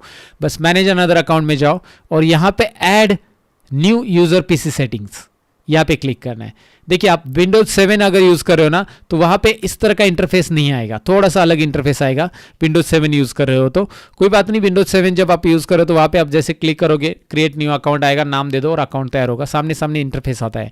यहाँ पे वैसे ही विंडोज 10 के अंदर थोड़ी सी चीज़ें अलग होती है। ये विंडोज 10 में मैं रिकॉर्डिंग कर रहा हूँ, तो यहाँ पे अलग क्या है कि यहाँ पे आपको फैमिली मेंबर ऐड करने के लिए ऑप्शन आता है और यहाँ पे ऐड समवन एल्स। इसमें क्या होता है कि फैमिली मेंबर जब ऐड करते हो आप, कोई बच्चे का अकाउंट वगैरह ऐड करते हो, तो वहाँ पे पर्टिकुलर कुछ चीज़ें आप सेट कर सकते हैं। देखिए यहाँ पे you can help kids to stay safe with appropriate websites को आप यहाँ पे time limits, apps and games को लॉक अनलॉक यहाँ पे करने के फीचर्स रहते हैं। इसके बारे में मैंने ऑलरेडी एक वीडियो बनाया था, पेरेंटल कंट्रोल कैसे डाला जाता है, चाइल्ड पेरेंटल कंट्रोल, वो वेब अपने चैनल के ऊपर अवेलेबल है, वो जरूर देख लेना। मैं आपको आई बटन पे लिंक देता हूँ, डिस्क्रिप्शन में भी लिंक देता हूँ। पेरेंटल कंट्रोल हम कैसे अप्लाई करके कर सकते हैं। फिलहाल ये देखिए ऐड फैमिली मेंबर पे मैं क्लिक कर रहा हूँ। ऐड फैमिली मेंबर पे क्लिक करने के बाद यहाँ पे आपके सामने जस्ट अ मूवमेंट, और यहाँ पे आपको क्या करना है, उनका email ID create one for child account यहाँ पे दिया भी है कि आपका माइक्रोसॉफ्ट अकाउंट है तो यहाँ पे डालो, उनका माइक्रोसॉफ्ट अकाउंट नहीं है तो क्रिएट वन फॉर चाइल्ड यहाँ पे क्लिक करो और माइक्रोसॉफ्ट अकाउंट तैयार कर लो। और माइक्रोसॉफ्ट अकाउंट तैयार करके डायरेक्टली फिर वहाँ पे अकाउंट तैयार होगा, उनका नया एक अकाउंट। तो आप ऐसे अकाउंट भी तैयार कर सकते हैं। बेसिकली आपको ये डेफिनेटली समझा। और अकाउंट तैयार होने के बाद वहाँ पे फैमिली सेफ्टी के लिए आपको मतलब पेरेंटल कंट्रोल ऑप्शन आता है। तो ये तो विंडोज 10 के अंदर अकाउंट कैसे तैयार करना मैंने आपको बताया, लेकिन विंडोज 7 के अंदर आप चाहते हैं कि यूजर अकाउंट कैसे बनाना और पेरेंटल कंट्रोल कैसे लगाया जाता है, प्रैक्टिकली देखना चाहते हैं, तो मैंने उसके ऊपर ऑलरेडी वीडियो बनाया था जो मैं आपको यहाँ पे भी दिखा रहा हूँ। दोस्तों, अगर आपके कंप्यूटर्स में मल्टीपल यूजर है, जैसे कि यहाँ पे कंट्रोल पैनल से आप यूजर अकाउंट तैयार करते हैं, मैं आपको दिखा देता हूँ मल्टीपल यूजर क्रिएट कैसे करते हैं। कंट्रोल पैनल में जाते हैं हम, यहाँ पे शायद आप हार्डवेयर से वाकिफ हो या कंट्रोल पैनल से वाकिफ हो तो आपको आता होगा कि भाई कंट्रोल पैनल से हम लोग किस तरह से यूजर अकाउंट से यूजर बनाते हैं। तो यहाँ पे मल्टीपल यूजर है, यहाँ पे यूजर अकाउंट में जाइए, यूजर अकाउंट में manage another account, manage another account में हम लोग नए यूजर तैयार कर सकते हैं। यहाँ पे आ रहा है क्रिएट न्यू अकाउंट। अब मेरे पास पहले से एक यूजर है, यहाँ पे दिख रहा है आपको प्रिया नाम करके, ये मेरे कंप्यूटर का यूजर एडमिनिस्ट्रेटर, और यहाँ पे मैं कर रहा हूँ create new account. Create new account पे यहाँ पे मैं क्लिक कर रहा हूँ और एक नया यूजर यहाँ पे बना रहा हूँ। अब ये नया यूजर यहाँ पे दिखाई दे रहा है स्टैंडर्ड यूजर करके, मैं इसे बना रहा हूँ और यहाँ पे मैं नाम दूंगा इसको, सपोज मैं नाम दे रहा हूँ यहाँ पे एबीसी अकाउंट। यहाँ पे मैं क्रिएट कर रहा हूँ और यहाँ पे क्रिएट अकाउंट पे मैं यहाँ पे क्लिक कर दूंगा तो आपको दिखाई दे रहा है ये अकाउंट यहाँ पे क्रिएट हो चुका है, यहाँ पे दिखाई दे रहा है क्लियरली। यहाँ पे आपको ये अकाउंट बन के मिल गया है। अब मैं इसे पेरेंटल कंट्रोल सेटअप करना सिखाने वाला हूं दोस्तों। अब ये पेरेंटल कंट्रोल क्या होता है इसके बारे में पहले मैं बता देता हूं। अगर आप पेरेंट्स हो, आप एडमिनिस्ट्रेटर के राइट से आपके पास ये एडमिनिस्ट्रेटर अकाउंट आपका है और आपने ये जो अकाउंट बनाया है, आपके घर में जो भी चाइल्ड है या आपका कोई छोटा भाई है उसके लिए आपने ये अकाउंट बनाया सेकेंडरी, तो उसको आपको कुछ चीजें रेस्ट्रिक्ट करनी है, जैसे कि वो हमेशा कंप्यूटर लॉगिन करके बैठा रहता है, गेम खेलते रहता है, तो गेम्स रेस्ट्रिक्ट करना है, कोई एप्लीकेशन रेस्ट्रिक्ट करना है या फिर टाइम रेस्ट्रिक्शन भी देना है। तो ये आप कैसे कर पाएंगे ये पेरेंटल कंट्रोल की मदद से, ये आज हम सीखने वाले। तो चलिए सीखते हैं पेरेंटल कंट्रोल। तो यहाँ पे पेरेंटल कंट्रोल ऑप्शन आ ही जाता है जैसे आप अकाउंट तैयार करते हैं और उसको सिलेक्ट कर लेते हैं। अकाउंट कैसे तैयार करना मैंने बता दिया है, आप सब जानते भी होंगे शायद। तो सेटअप ऑफ पेरेंटल कंट्रोल पे यहाँ पे मैं क्लिक करूंगा और जैसे मैं इस पे क्लिक करूंगा आपको यहाँ पे पेरेंटल कंट्रोल के लिए ये अकाउंट आ जाएंगे। इसमें मैं सिलेक्ट करूंगा एबीसी अकाउंट जिसपे मैं पेरेंटल कंट्रोल सेट करना चाहता हूँ।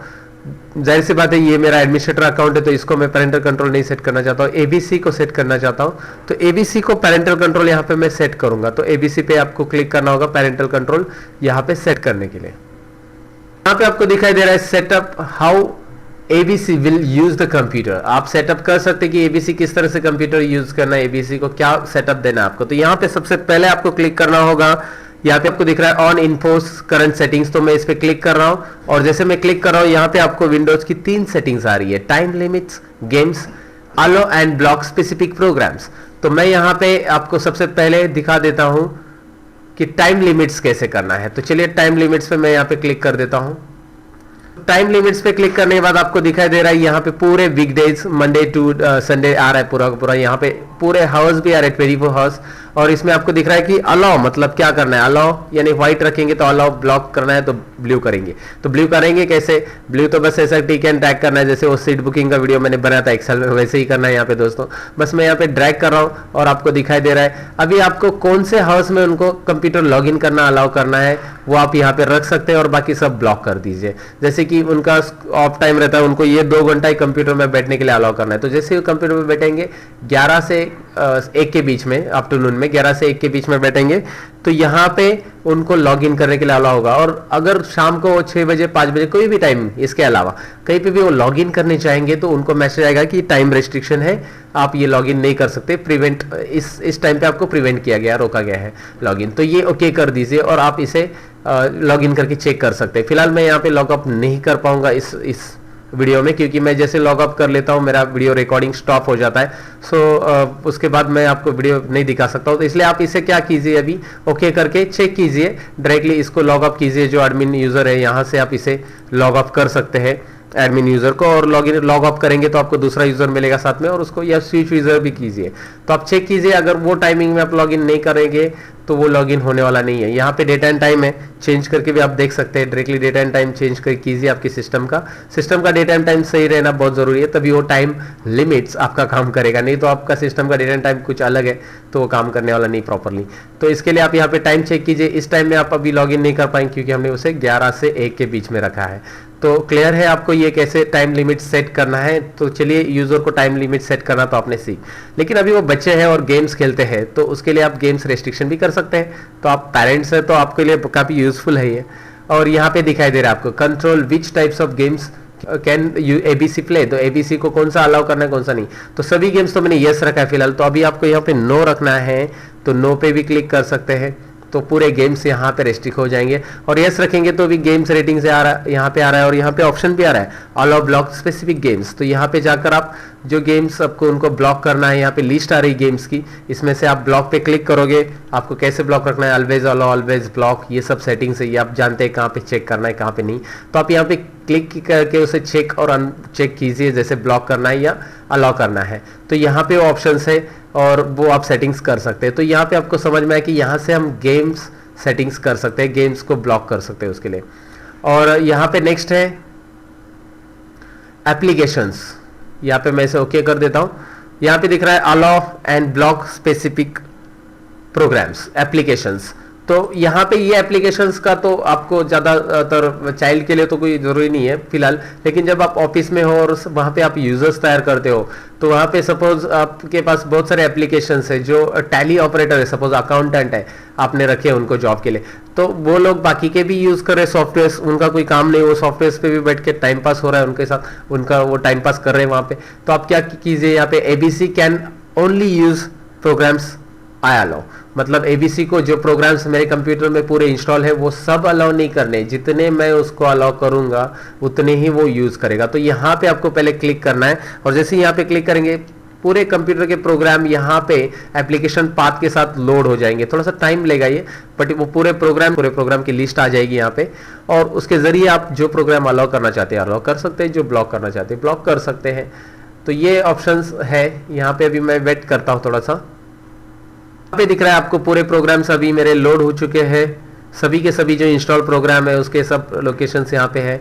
तो मैं तो कहता हूँ कि अभी इसको अलाउ करने के लिए यहाँ पे देखिए check the programs that can be use, यहाँ पे आपको ऑप्शंस दिया है चेक द प्रोग्राम्स। तो आप चेक ऑल कीजिए, इसलिए क्लिक करना है चेक ऑल, क्योंकि सभी प्रोग्राम्स यहाँ पे पहले रन कीजिए, और जो प्रोग्राम को अलाउ नहीं करना है उसको ही आप यहाँ पे अनचेक कीजिए, जिसको टैली अलाउ नहीं करना है, जिसको फोटोशॉप अलाउ नहीं करना है। बहुत सारे प्रोग्राम है इसमें रेस में, तो ये सभी प्रोग्राम्स है। तो मैं चेक ऑल इसलिए बोला क्योंकि कुछ रजिस्ट्री प्रोग्राम्स है, कुछ बैकग्राउंड में रन वाले प्रोग्राम है, तो उसे आप रख दीजिए एज इट इज। तो टैली प्रोग्राम को मैं इसे अलाउ नहीं करना चाहता हूँ, या ट्रीम्योर अलाउ नहीं करना चाहता हूँ यूजर को, ट्रीम्योर जो भी प्रोग्राम्स यहाँ पे अलाउ नहीं करना चाहता हूँ मैं यहाँ पे इसे अनचेक कर दूंगा, तो वो अलाउ नहीं होंगे उस यूजर के लिए। जैसे वो लॉग इन करेगा अपने अकाउंट में से तो वो वहाँ पे रेस्ट्रिक्शन आ जाएंगे, रेस्ट्रिक्टेड करके। तो ये आपको मैंने बता दिया किस तरह से करना है। अभी आपको एक काम करना है कि एबीसी जो यूजर आपने बनाया है जाके इस यूजर को लॉग अप कीजिए और चेक कीजिए